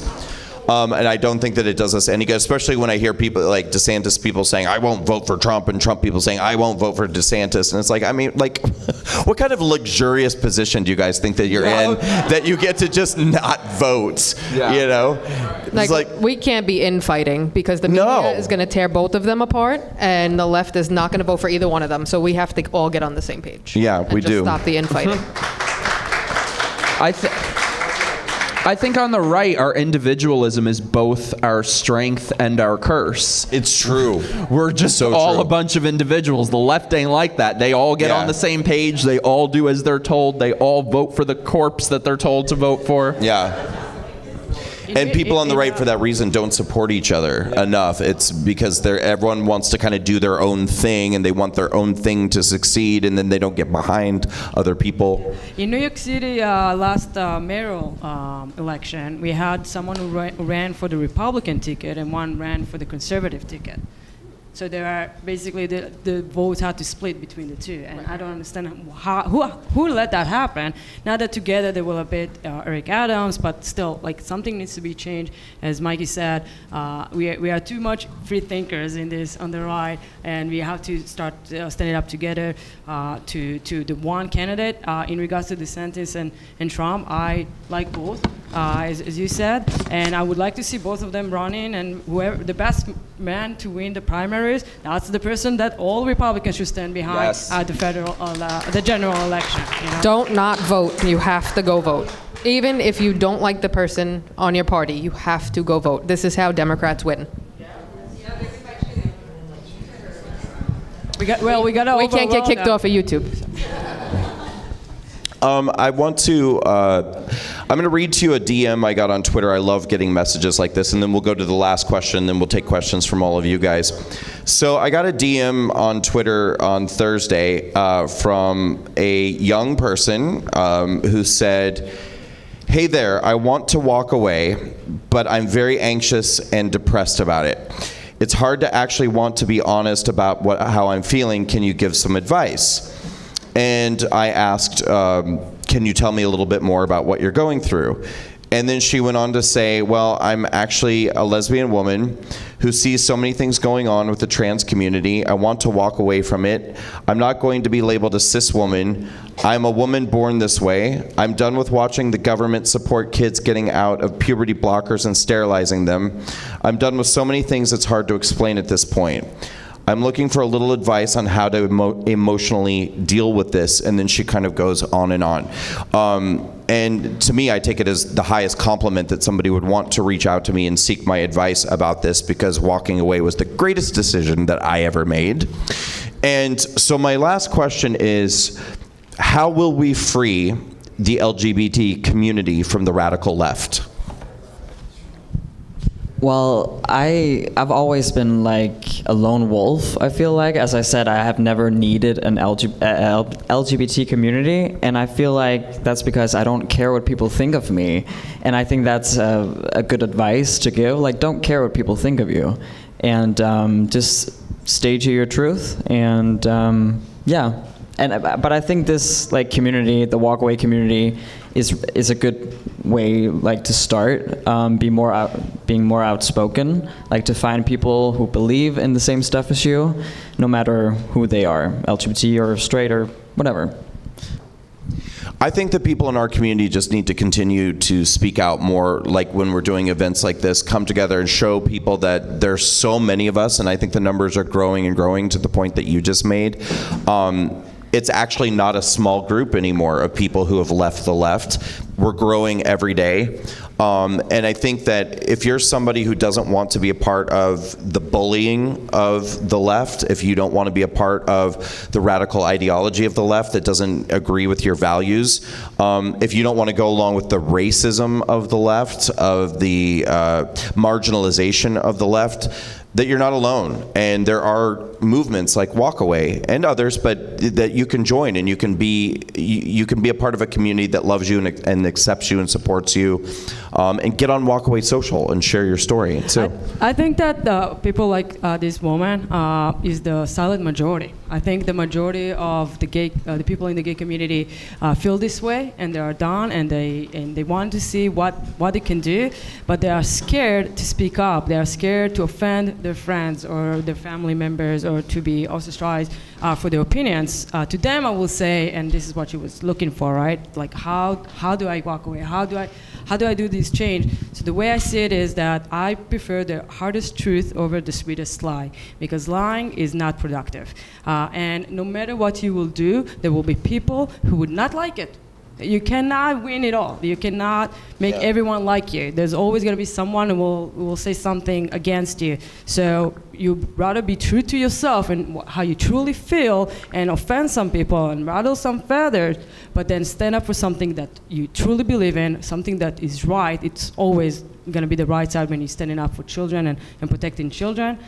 So have faith in yourself that what you're doing is the right thing, and don't care about people's feelings. And what you said, find these groups, walk away, Low Cabin Republicans, Gays Against Groomers. I started this chapter, I'm the leader of the New York chapter for Gays Against Groomers here, and I'm trying to recruit these people who are done with it. And there's something you can do. It doesn't mean that you have to be sitting here next time or have your own social media account and be so offensive as I am, but you can do anything that starts with just speak with your friends and family, share your opinions, start small, attend protests, attend rallies, attend school board meetings, whatever you can, in whatever capacity that you can be, to be vocal and speaking up. You will see how you will gain that confidence to keep going and be part of a new community that is walking away from the left. I love it. Melissa? I think while you're speaking out, you have to remain affirmative, you have to remain calm, because nobody's going to listen to somebody scream about how bad the opposite side is. You have to stick, except Mikey. You have to stick your ground with what you believe in, and it takes things like this. If everybody here just, went on the internet, let's say, and just said what their ideas were, you were the one who got me to be open on the internet. Really? Yes. And we're meeting for the first time today. 4 years ago, or 6 years ago, I came across Walkaway, and I didn't even walk away. I walked in. I had nothing to do with politics. I didn't care at all. Trump and this man right here got me to speak out on what I believe in. So if we could get you to do the same thing, you can get somebody else to do it. Thanks, Melissa. You're the reason I'm here. Petrified. She did such a good job, right? Did you answer? No, I'm about to. All right, tell me. I think we really just need to let people see what is waiting for them on the other side. It is so much better off. These are things, politics are sort of one side of it, but it goes so far beyond that. It really is such a deeply spiritual battle, what we're facing. And even from way before I was a liberal, when I was a liberal, before I walked away, I never felt right with these people. It's not a great culture that they promote to everyone. And I think more gay people just need to realize that the things that they're pushing are in complete opposition to everything that gained you any respect, any equality. They think you can sleep with whoever you want and just change your sexuality. They outright say we're coming for kids. Like, these are things that go directly against gay people. And I think for people who have walked away, it's just become loud, become as assertive as you possibly can, because leftists are very used to people just bending the knee to them. And they absolutely hate people who are successful and do well at things beyond sort of like you and I have talked so many times about how this is like sort of the leftist LGBT culture. Like, they value drug culture, they value drinking culture, they value promiscuity and all this stuff. But God forbid you go out and start your own business and become successful at it, or God forbid you leave the left and become a prominent Republican figure. Like, how dare you? They hate your guts and they think that you're bad for the community. Well, it's a cult. That's why, like any cult, they want to keep you dependent. They want to keep you in the group. Yeah. That doesn't happen by having a successful independent business. It happens by being the drunk slut at the bar, doing drugs every night, voting Democrat. All the same thing, basically.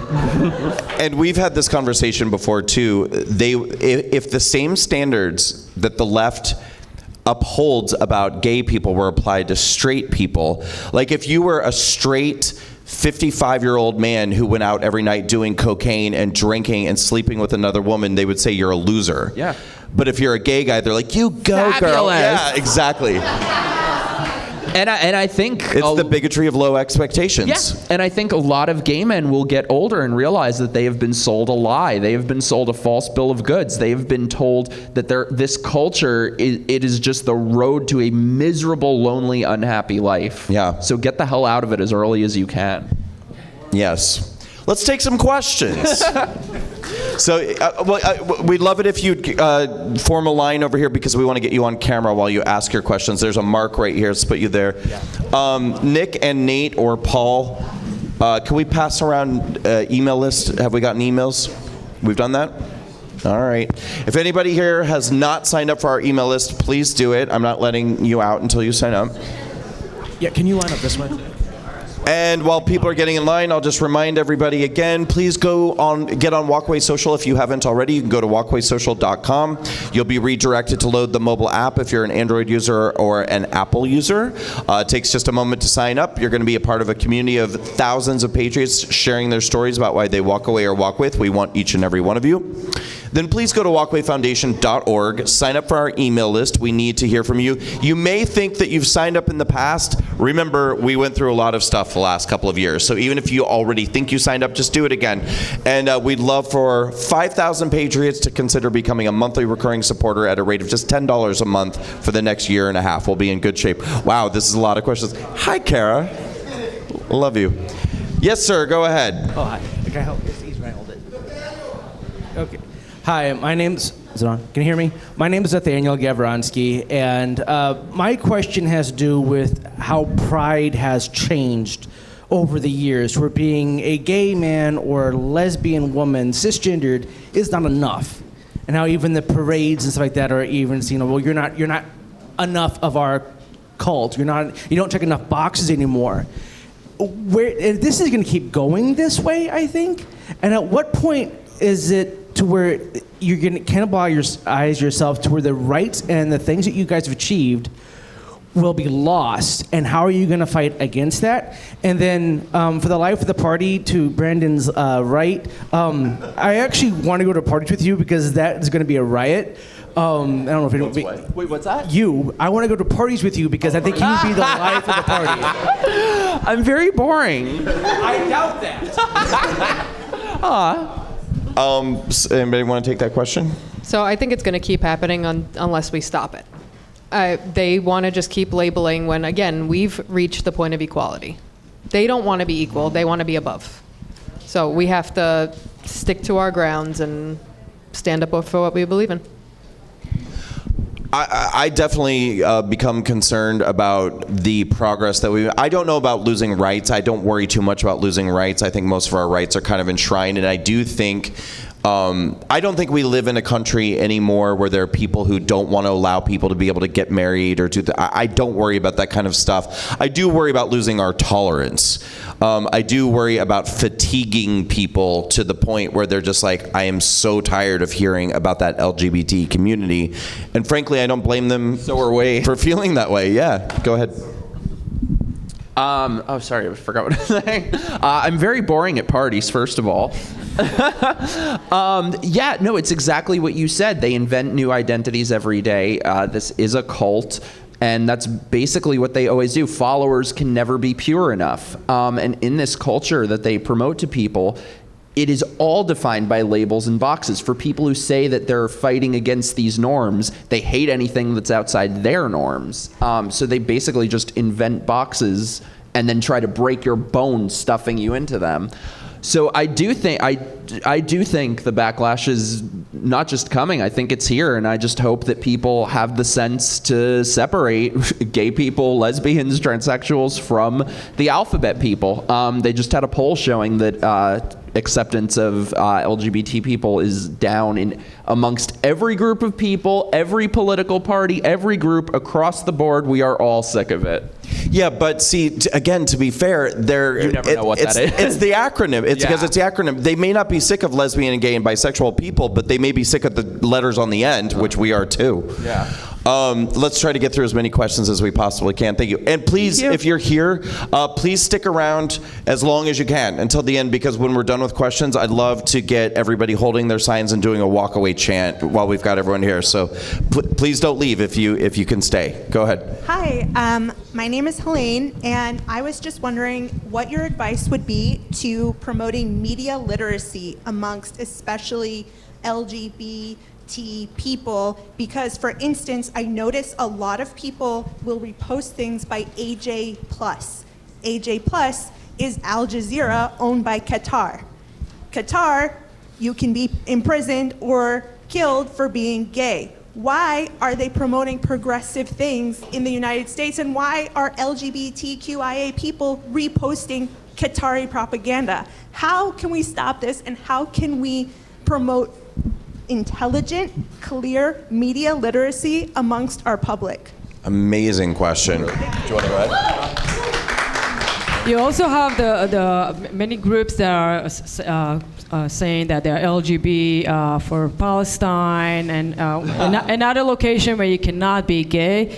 What we have, we already established these groups that are fighting this whole ideology. With literacy, we have with Gays Against Groomers, we specifically created a blog, and we are, I think on a daily, this is Michael here, I think on a daily basis we have our writers contributing content and giving that, balancing out that information, all that misinformation that's coming out.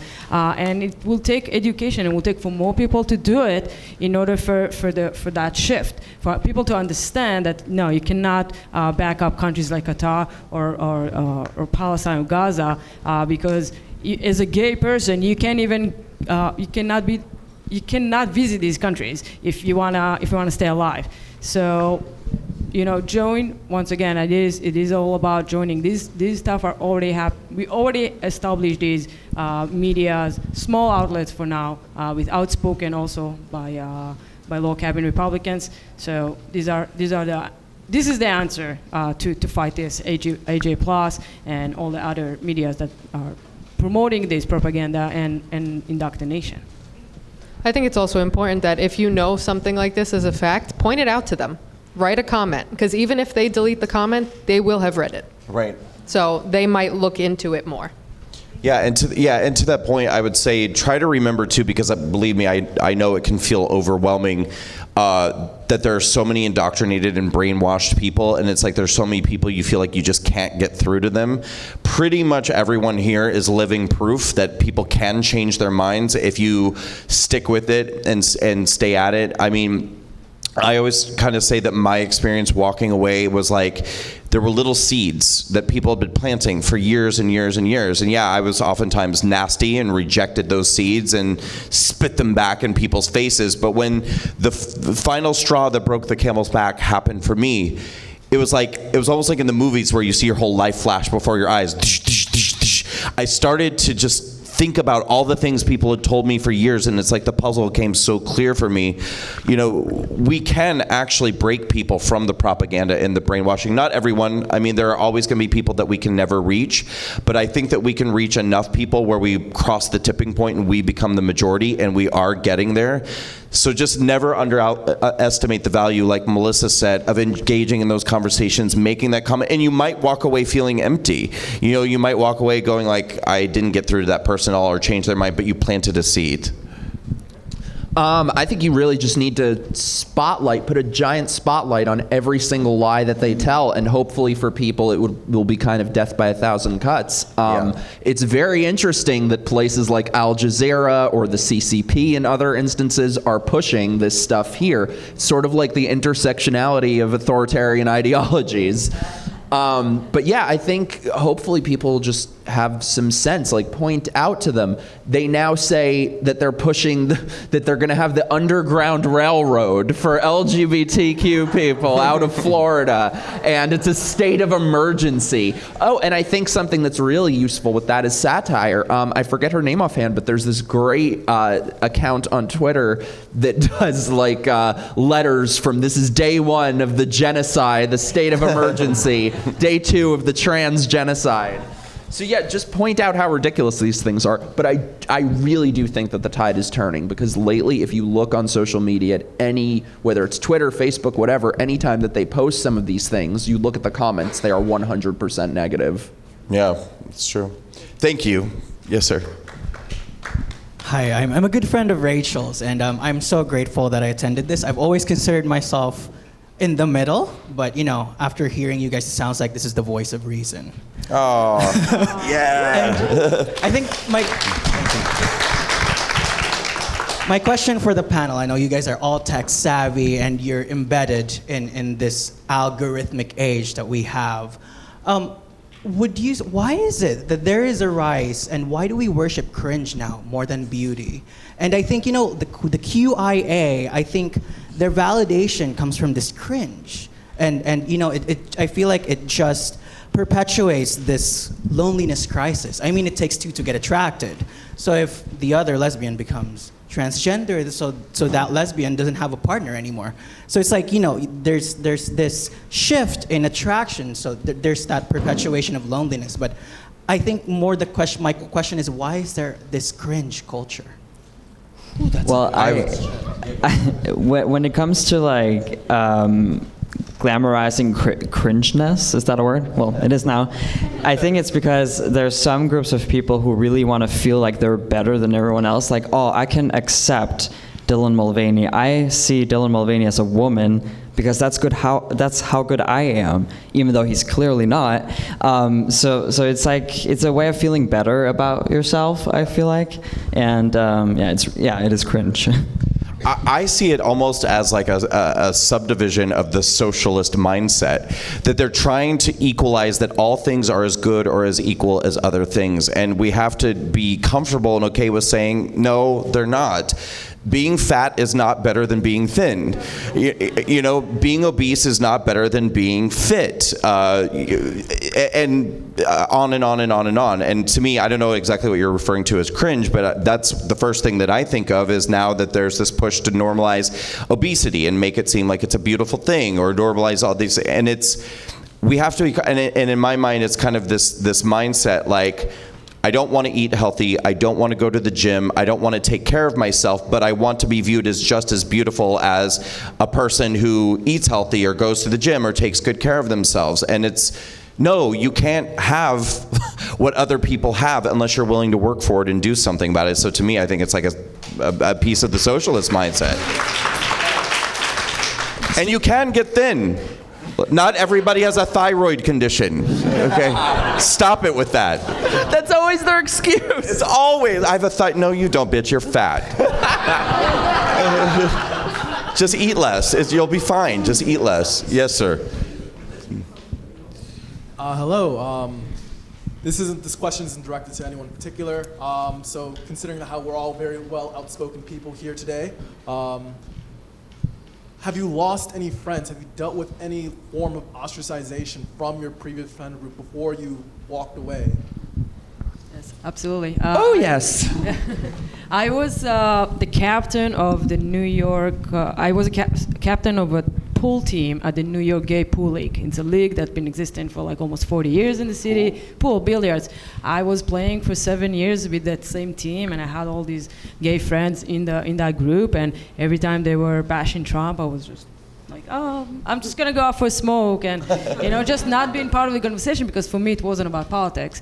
They found out in 21 that I'm a Republican, or identify as I'm a part with the Republican group, because they saw a photo of me at Pride Ride, which is a Law Cabinet Republicans, the Pride event that we do Pride the right way. But they saw a photo of me in that crowd, and they sent it to everyone in that bar, and that was enough for the whole group to completely cancel me and kind of like ostracize me for that group. And we're like, well, we're not comfortable with you being the captain of our team anymore. Like, you can't be. Now, I never even spoke with them about my views, my political views. And if I have, they would hate me even more. But for them it was just enough to see that, and then I was outed out of that community, out of that group. I lost friends. There was one 7-year-old gay man who, him and I were very close, and he completely ignores my existence. I tried many times to reach out to him and have a conversation. So I've lost a few friends, but I learned that when you're speaking up for yourself, and when you try to get out of the conservative closet, which, by the way, has been way harder than coming out of the gay closet 20 years ago. So you are losing friends, but you're gaining new friends. And some friends, like Patrick that asked the last question, is one of my best friends. And when we met, he was a liberal. But he's one of the only friends who I can have respectful debates with, and thankfully now he's leaning more to the right. But I started going to all of these organizations and found new friends, better friends. So yes, being outspoken, you're gonna lose some people in your circles, but I think it's for a good reason. These people weren't really your friends to begin with. I lost almost every friend I had. Before I started Walkaway, I had lost like 90% of my friends, because there was about a year that I started being outspoken on social media, and nobody knew who I was at that point. I mean, I was just posting, and mostly just questions that could be interpreted as favorable to Trump.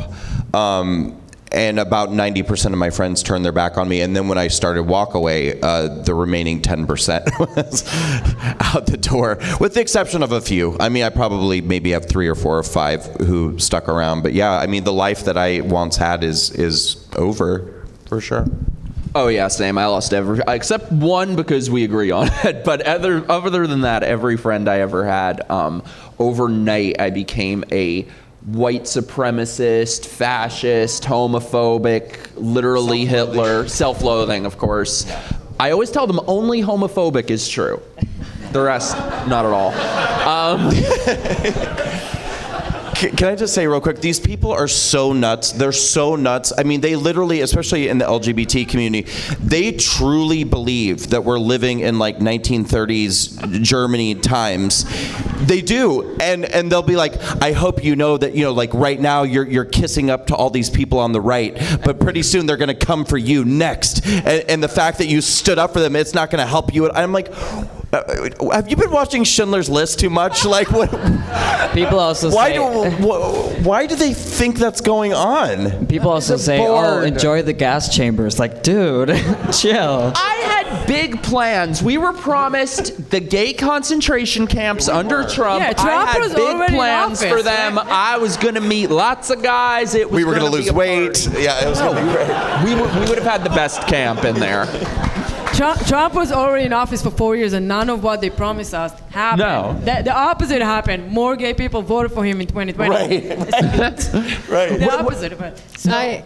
And then also the Republican, we saw, we broke records of acceptance on the right. Republicans are more, until they started going after the children, but they've been more accepting of same-sex marriage, about like 70% or something, which is amazing. And it's exactly the opposite of what they're telling you, that they're fear mongering, that they're telling. I got that message. I get these messages too. They're like, I'm a traitor to my community, and what do you think is gonna happen? They're gonna come after you next, and I'm like, you know what? If it will take to protect the children for me to lose the right to marry my same-sex marriage, then be it. I don't care. Right. I care more about protecting the children. Let's get through more questions. Did you want to go ahead and say something? You're okay? Okay. Hello, my name is Matthew. I'm 34 years old, and I have a few concerns and 2 questions. Okay. I went to the log cabin meeting on Wednesday where I saw Brandon, Rachel, and Charles Moran pointed out that the acceptance with the LGBT people are declining among the Republican Party, and now there are laws that they're trying to push us back, like for the trans people. And I've noticed with some conservative commentators, they're like starting to turn our back on us and turn on us, saying that we don't belong here. And like going to the 2024 elections, I'm concerned that we won't be as recognized as we were in the past few years.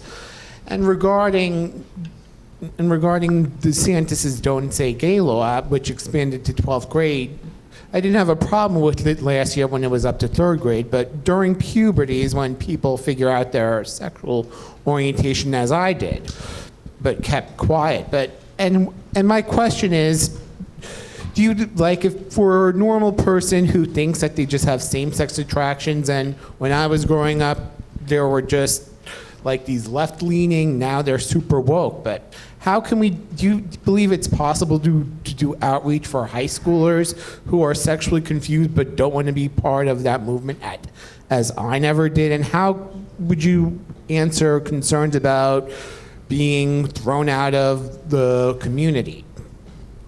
I don't think that high school is too young to talk about these things. And I did not think that, I supported the parental rights and education bill from DeSantis, again, when it was 3rd grade and under. Now it's been expanded to like high school, or did it actually go through, or they're trying to? Yeah, I heard somewhere, well, the only place you could talk about it is sex ed, but there are other states that are very more conservative, like in the deep south, like Alabama, Arkansas, etc. But to me, that's an overreach.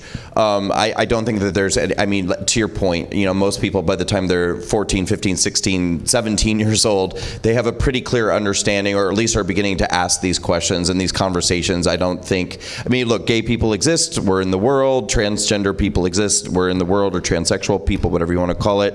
And I don't think that it does any favors to anybody to deprive people of having these conversations when they're old enough to have these conversations. Thank you, but regarding, my question was outreach for adolescents who are confused and ashamed of their sexuality, as I was 20 years ago, for them to reach out to you.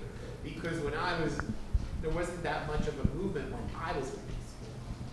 Like I'm talking about today, when they go to public schools, which are woke indoctrination camps. Yeah. So that's my question. Hopefully they find all of our YouTube channels. Well, I would say I also realized I was gay when I was 13 years old. I didn't tell immediately everyone. I didn't know anyone. There was no representation. We didn't talk about it at school, but I was still able to figure it out. So it's not that we need this indoctrination at school to let the gay kids know that they're fine. What we need is more focus on the parents, because if you want, they are saying that they're trying to protect the children and from the abusive parents who will not affirm their sexuality or their gender. So instead of doing all this indoctrination at school, focus on the parents. Do after-school activities for the parents. I don't see any reason for the school to introduce these materials to children. What's the educational value of talking about gay sex, which that's what they do? I don't see any. And for the person that 13-year-old, what she did, she went to the LGBT Community Center. That's where you find the answers. You want to find your community. That's where you're going, and you don't need it to come to your school, because once again, we are like about 7% of population. We really don't need these education, the gay sex education to 100% of the students, which majority of them are straight. We're going to go to another question. Sorry. I just wanted to say real quick, I think I disagree a little bit with what you said, and I would think Okay, we can disagree. Or no, I mean him. I always disagree with him. Not really. I think I agree in theory that it shouldn't be too young to just say these are the facts of life, but what's happening in the schools is so insidious. They are cutting off body parts. They are brainwashing people that I think if this is what it takes to get that out, then I think until this group shows that they can be trusted to just say facts, then I don't really have much of a problem with getting rid of all of it outside of sex ed, I think. But that's the problem again with the woke ideologies. They can corrupt every institution they get into. So sex ed doesn't even mean sex ed anymore. I just want to say I went to 16 years of Catholic school. The straight girls and the gay girls, we didn't have sex ed. So we all figured it out. It's almost like it's innate. Sure. Thank you. Thank you all very much. And Melissa, I agree with you. I'm one of those older gay men, right, that people don't think they exist. But I am so grateful that I am tolerated, and I find myself accepted. I find myself accepted. I am concerned about the kids in Ghana, the kids in Iraq. It is still not globally freed. Right. So I still think we need to outreach about self-esteem for gay people and lesbians. And I want to thank Cara Castronova, who went out of her way to make sure that everybody in the medical freedom movement in this city knew about this. She wrote to me, she said, can you please pass this out? And Cara has been very active, if you don't know her, in defending and working for the freedom of all those young men who were imprisoned for the January 6th protests. And my question is, and there are many people here who are just so savvy about what's going on. What's underneath this? What you want to talk about? What's underneath the Black Lives Matter movement? What's underneath the medical freedom? What's underneath the injections? What's underneath this stuff? It's not just a party. What is it? What do you want to talk about that? Why is this happening? Barack Obama said that it was his goal to fundamentally change our country, and I think that this is basically a movement that has been hiding for many, many decades. It's not as much as it feels like it's all happening right now. I think that these are seeds that have been planted for generations that are now coming to harvest. And I think it's a Marxist movement to destabilize every aspect of our society to destroy our country. I think there's also communism. Reconnecting the two, the pandemic. To me, it seems like an effort of the population. When you're looking at how with the virus and then with the vaccines, it was clear how they were lying to people about the vaccines, trying to get as many people to take it or force them to take it. And once again, there's some depopulation efforts with transing the kids. Giving puberty blockers to children is sterilizing them. These kids are not going to have children. People who would do bottom surgeries will not have children. So this is all kind of like a connection, and in the way also they're creating this enslaved generation to easily take over. It's been pushed also by the UN. The UN also, by the way, start trying to normalize pedophilia, and the WEF. They trying to dismantle all these countries from within and to create this one world organization where they're just we're gonna own nothing and we're gonna be happy. Basically, that's what they want us to. Once they took away our medical freedom, they took away all of our freedom. Watch what happens. Team Pure Blood.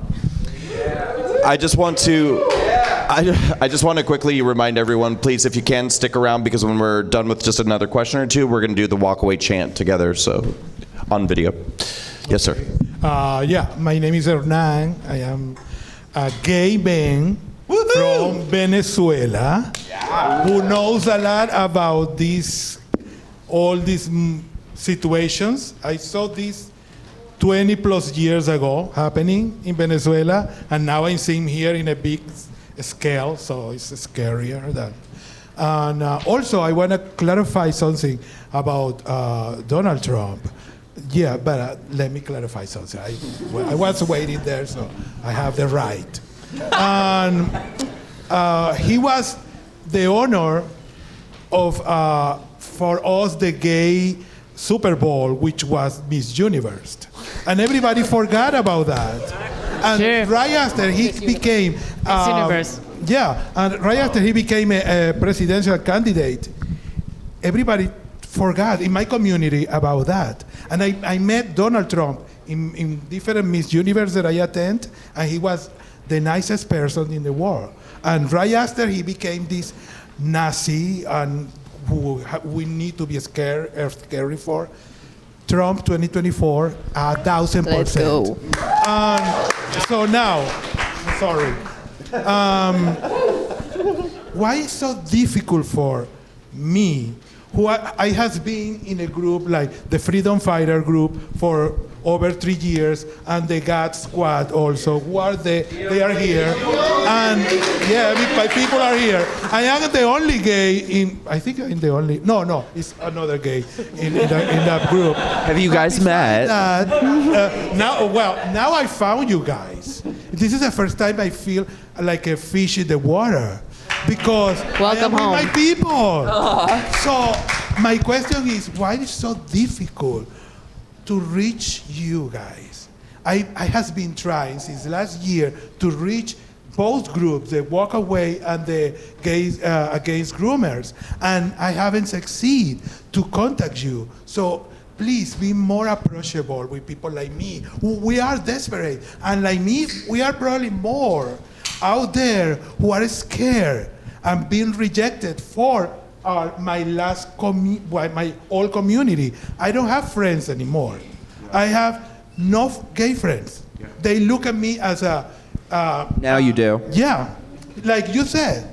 And so, please, it's a question and also it's a suggestion. Sure. Be more approachable. Yeah, can I address that? Yes. Okay. So I don't mean to make it about money, but it really is the truth. Like, we don't have enough help. And that's the truth, because we can't afford it. Like, we need to be able to reach as many people. We need to be manning every email box that we have and every social media box that we have. We do the very best that we can. It's myself. I have a tiny little team. They're all here in this room tonight. There's like 3 guys. And in addition to that, we have a handful of volunteers. We really try to do the best that we can. You use the word approachable. I don't think we're not approachable. We can't keep up. And you're probably in the same position, but you can speak for yourself. Honestly, there are 74 million people in this country who voted for Donald Trump. If those people were contributing $1 a month to help organizations, we wouldn't be so short-staffed. We would be able to do more events. We'd be able to reach more people. We'd be able to answer our email boxes, and so that's the biggest. It's not that we don't want to. It's a manpower problem, I think. I'm just unapproachable. I agree with everything Brandon said. I would like to also add that most of our presence and how we're trying to reach people is via social media, and we are being censored. Yes. I was having so much hard time trying to post. Every post that I tried to post of Brandon of this event, my app was crashing down on me. Like it was loading and I was not able to load. So we have big tech interfering with the following that we're trying to build and growing our communities. And I will add to it that many people hate our communities and trying to infiltrate us. We have enemies who are trying to sign up for Gays Against Groomers in order to take it down from within. So we have to be, take precautions in order to vet the people that we bringing on board, and it takes a while because we don't have enough resources and enough people to do so. But if you try to talk with me after this, you'll see I'm very approachable. Thank you. And please I'm join still us. not. Me and Mikey will be upstairs alone. Let's close out with Kara. Person, but this event is so important, and thank you, Brandon, and everyone for doing it. As an activist that's been in the community, in the medical freedom community, doing all the rallies and everything, I noticed that we all have causes that we want to champion and fight for. And I know right now a lot of the activists in the city are fighting against the drag queen story hours. And I write for the Gateway Pundit, and I read the comments. And I'm noticing that, let me read what I wrote. I feel like we're falling into the trap of overgeneralizing with our speech when it comes to language regarding LGBT, and I fear we will ostracize some of our allies, including obviously gay people, that don't know that that's not what we're about. And I think it's similar to the trap that was set for us in the 2020 election with Black Lives Matter, where that movement was hijacked, and people just made this perception that people are racist because they're not supporting Black Lives Matter. I think now people are saying, oh, just because you don't support LGBTQ and whatever, you're not supporting gay people. So my question is, and I really am encouraging you guys to just really put some real thought into, I don't know if it's like a thought that or a new phrase that we need to come up, but we need to come up with ways to differentiate clearly in our speech that there's a huge difference between our brothers, sisters in the gay, bisexual, transgender, and community that's different than supporting the transgender agenda of mutilating children, taking women's championships away in sports. There's such a big difference, and I don't know if it's stepping away and saying, okay, we support the gay, lesbian, bisexual, and even transgender community, but we're opposed to the mutilation of children. We're opposed to taking away championships from women and things that women are, from erasing women. And I just think that's really important for people here like Jesus, like so many others that, can I just finish? That's okay. It's so important. It's okay. No, because I know what, I talk to people on the street. I work also for Newsmax, and I'm representing myself right now, not anything I work for. And people need to watch your speech. Like I hear you guys, like some people hear that your speech, be careful with it when you're saying, we're against pride, we're against gay, lesbian, and what. I know you don't mean that. So just be thoughtful when you say that and just try to, because I know who everybody in this room is. I know almost everyone here. I know you're tolerant people. I know that you accept gay people. I know that you're against the transgender agenda. So please just be mindful of your speech, because I've noticed it's become a problem. And don't fall into the Democrat trap to ostracize more voters voting Democrat, because that's not what we want. Great point. Love it. Great point. Now that is a gay icon right there. It's Thank you, very Kara. important to just denounce the extremism of any kind of group. Because even right extremism, left extremism, gay extremism, it's just that's not what we're about. We're about the American life. Well, and it's important to recognize, too, that is why they're doing this. This is why they're hijacking minority communities. It's why they hijacked Black Lives Matter. It's why they hijacked, because it is a trap. It's a trap because if you object to it and if you allow yourself to get frustrated, and I understand the frustration, you're going to be cast as a bigot, and you're going to be cast as homophobic or transphobic or racist or whatever. And the left is going to use that going into the next election cycle to convince Gen Zers or minorities that they don't have a place at the table on the right with anybody because look how these people act. Look what they say. They Excellent think point, by Karen. calling you names that it's going to just change your mind, and for some people it does, because some people can't handle it. But stick to your convictions. That's why I started my YouTube channel, because I wanted to show people that even though I'm a trans person, I don't support the trans agenda, which are two different things. So yeah, I agree with you. I say that there's never 100%, so you can never say all people are X or Y, because there's always going to be the exception. And the exception, specifically in regards to this movement, is Gays Against Groomers. Once again, if you haven't heard of us, it's a coalition of gays, lesbian, bisexual, and trans people who are done with the indoctrination and the sexualization of children under our name. Because they hijacked our community and using us as shields to do so. So if there are groups like Gays Against Groomers and other groups who are standing up, join these groups and empower their voices and create more YouTube accounts like Marcus and I, who are there to show that not all gay people think the same. And it's okay to be against drag queen story hour for children, and it doesn't make you against gay people, because the two are not connected. And I just wanted to respond to what you said. To go back to what I was saying about the right is so individualistic, which is a good thing, but I keep hearing lately about what the right needs to be, what positions we should have on these things. The important thing is we need to be a coalition. We don't all have to agree on things. We need to see who the real enemy is. These people locked you in your homes, shut your businesses, muzzled your children before feeding them hormones and cutting off body parts. So we can all have our different views on things, but we need to be able to come together against these crazy bastards. Yeah. All right. So again, thank you all so much for coming. If you look on your seat, you're going to see that you all have a walk-away sign. Could we get Nick and Nate? Could we get some signs over here for the speakers for us? Now, the first thing I need to tell you, because this happens literally every time, make sure you're holding your sign the right way up. And then what we'd love for you to do is all come in closer. Please get together. We want you all to get really nice and close with each other. Paul, if you're over there, please encourage everyone over there to come on over here. Oh, yeah. I crushed it with my fat ass. Nick and Nate, let's get some signs, please. Thank you. Yeah.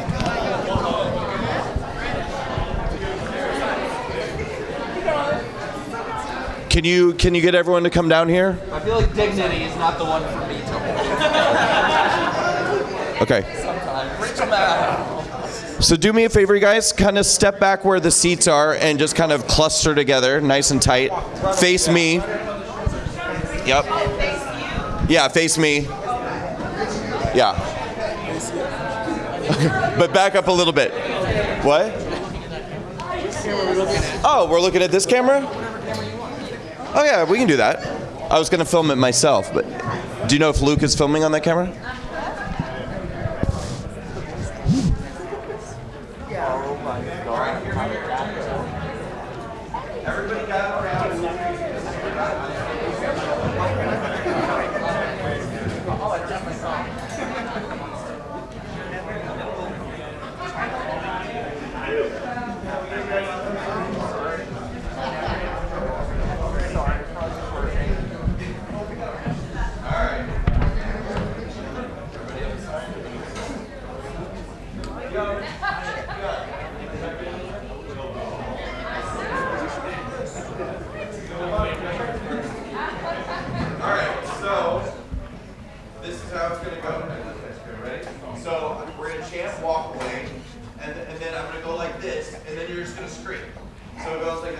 Walk away! Walk away! Walk away!